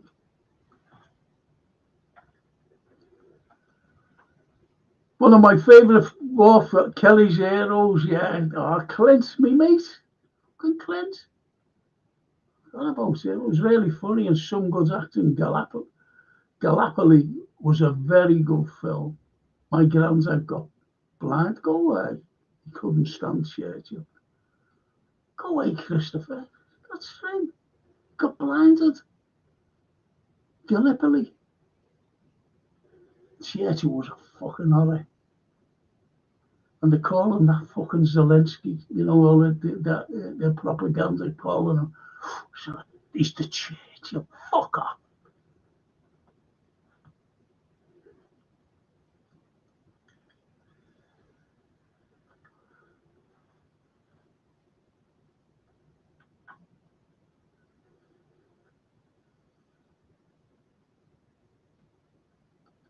And Christopher says, I think Star Wars is on the Disney Channel. Yeah, it would be, wouldn't it? Mark Simons says the old way. It sounds like he deserves a plaque. Does Terence Davis have a plaque anywhere? Davis was born in Kensington. No.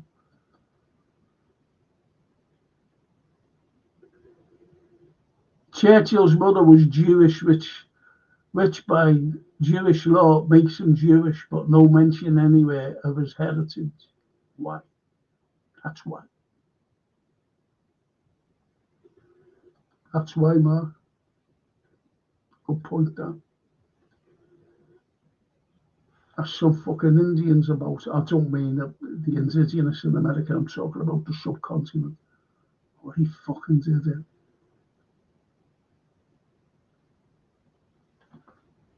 Racist, misogynist. He was everything. He was everything.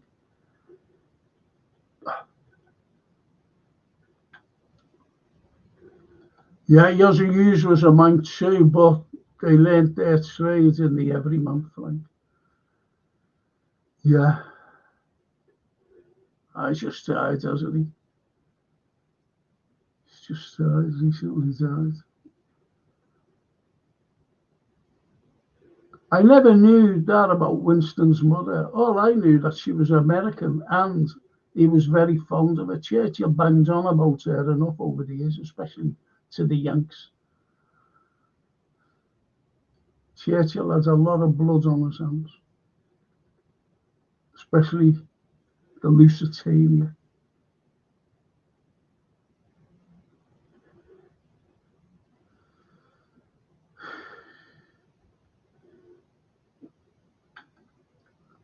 And the all-white man. I only discovered recently that Harrison Ford is Jewish. My YouTube feed just popped up 50 actors. Yeah, Harrison was surprising. It was surprising for me. Edward the Ring with Naomi. Yeah.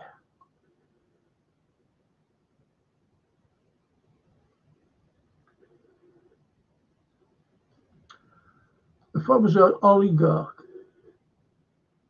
I'd be right over to the billions, you know, billions.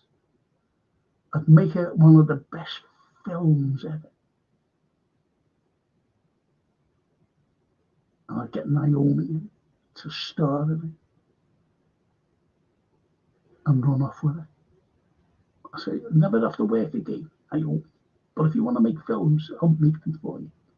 And get the best directors in, like Spielberg,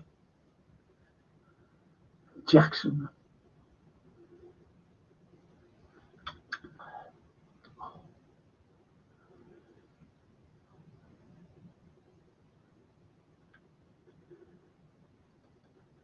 Has anyone seen the new John Lennon documentary? It's getting great reviews now.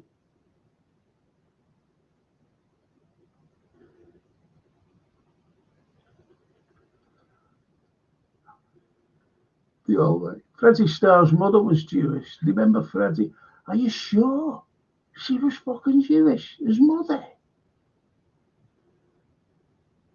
I remember the impression, or the Hitler's impression, Peruelli.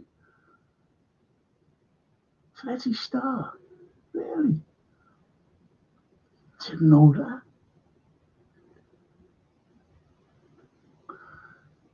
The Jews run Hollywood. They run it. They run the newspaper. They run everything. Not everything. You look at Congress. Well, look at their fucking fate.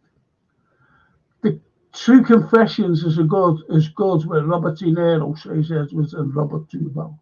De Niro plays a priest. Yes. Do you ever remember the Pat O'Brien and James Cagney? Them films. Pat O'Brien always plays a priest. Played a priest. Played them great as well, Pat O'Brien. What do you hear? What do you say?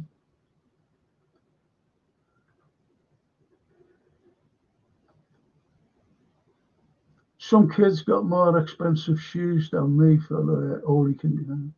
Kickers were good, but I didn't have any. I haven't seen my Holy Communion photo in years. I'm unsure it survived the years. Yeah, I've got mine. It's on my phone, like.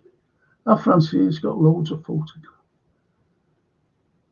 I've even got one of me, and it's hanging on my wall. I can't show you that, like, but my mate David Rester to the canvas where I'm sitting. I'm sitting I'm top of the world. That's what I expect. I'm sitting there holding a ball. And as a child, I'm about 18 months, 2 years old. About it.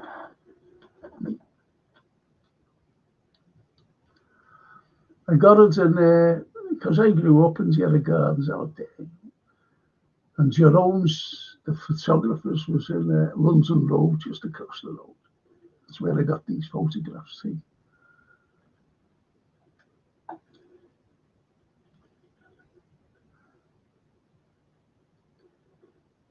Christopher, Frank, have you watched Sharp? No. Do you know what? I've had a lot on my plate. I've got it written down here, right here. Right here. I'm looking at it here. Share TV. Right here, I'm looking at it.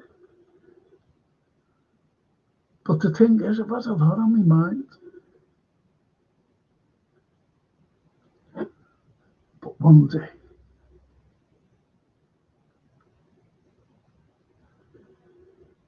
I'm surprised. I'm always surprised that all the really mad stuff is true.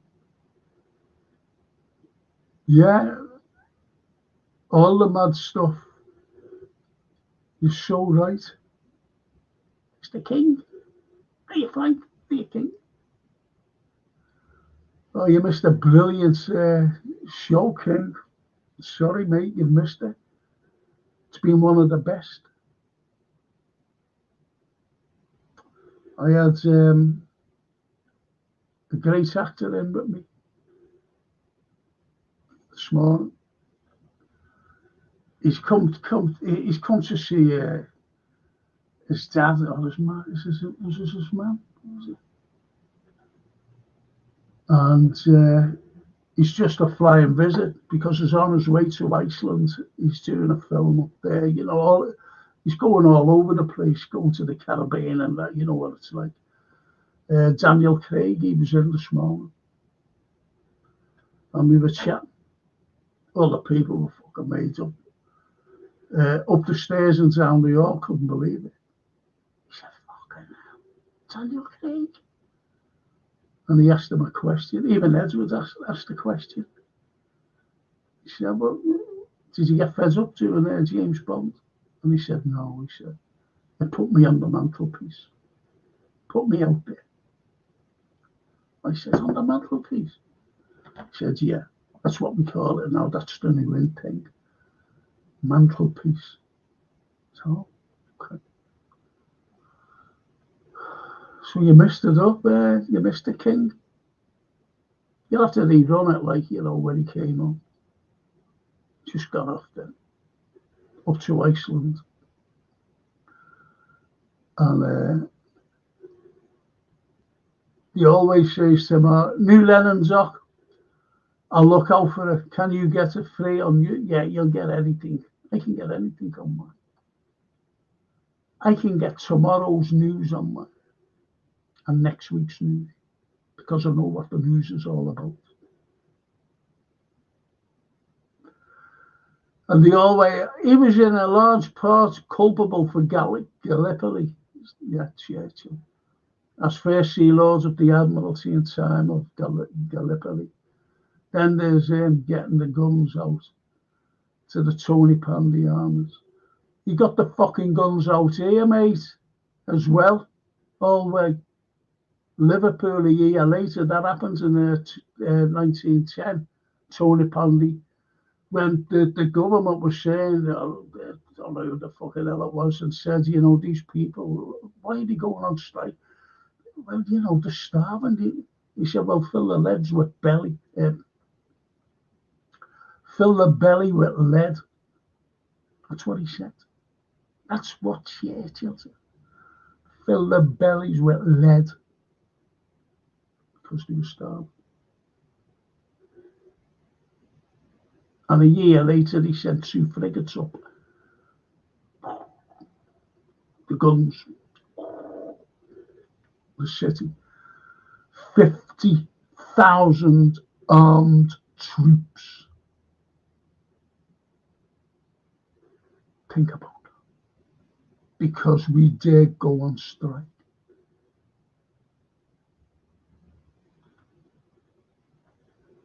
The Anfield. Frankie, great show, loads of idea, and wasn't it great having Daniel Craig and Naomi? I forgot about Naomi being on. Yeah, forgot about it. Do you know what? If I was an oligarch, you know what I said to her? If I was an oligarch, I'd be over there. You'd be away with me. No. Naomi, me and you.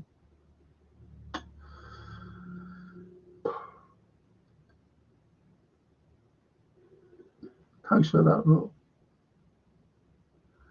And she was all over you, Frank. Getting all goosebumps. I'm going to watch Sink the Bismarck on telly later. I've recorded it and shall watch it later. Sink the Biz. Kenneth the More. More of Kenneth. I watched them in, I watched the colour version. It was great. Do you know the 39 Steps? I like Kenneth more. Well, listen, lads. I've been on here for 2 hours. No, we haven't. An hour and a half, I'm sorry. And if you want to join me tomorrow on the watch along, I'll try and get Naomi to come in. Oh, she doesn't like football, though, does she? But we'll get her Daniel Craig, ask him before he goes to Iceland if he wants to come in and sit along with me during the watch along. Rather have Naomi though.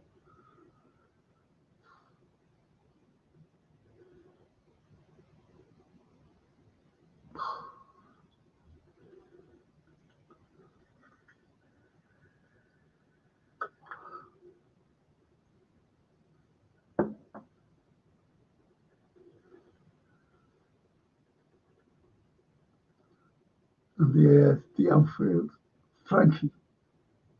He was great as always. Brilliant. I'll see you on the pod tomorrow. Thank you. I'll try and get Naomi. Oh, she won't be. I'll leave it in the bedroom. But I'll get Daniel to come in. Fancy going on the pod tomorrow there, Dan? Yeah, the pod. Yeah, I'm doing a watch along. Fancy it? Fancy it? Who? Go away. You with him? Honey? Clooney, are you doing a film with Clooney? Going up to Iceland, yeah. Oh, he's not going to it. He's already in Barbados. Okay. He's waiting. Is that where you're going from Iceland to do that a couple of scenes or whatever, then over there? Go away. Go away. Okay. All right. So who's the mysterious actress that you've got lined up? Go away. Are you with her now? Is she over here now, like on the way to Iceland with you? Can you get her here? Can you bring her in? I'll do a special program. I'll ask her. Okay. All right. Oh, that's great, guy. Jennifer Lawrence, honestly, that would be brilliant if you can get it. All right, mate. See ya. Ta-ra, mate. Ta-ra. See, that's my magic phone. You didn't know that was a phone, did you? Technology today is unbelievable. The old way, 39 steps is boss. No better set of stairs than the 39 steps. Someone is just sentencing. And that's it. Have a good day, Frank, and chat. Up the Reds. Yeah, see you tomorrow, hopefully. Thank you so much. I've enjoyed it. Some great things there, some great comments. And we went all over the place as usual on the film and TV show. Film and TV show.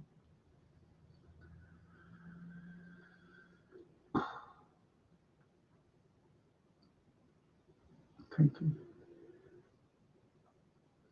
Always. Bye, folks. Thanks, everyone. I'll hopefully see some of you tomorrow. Ciao. Adamant. Ciao, Bella. Amici. Amici mio.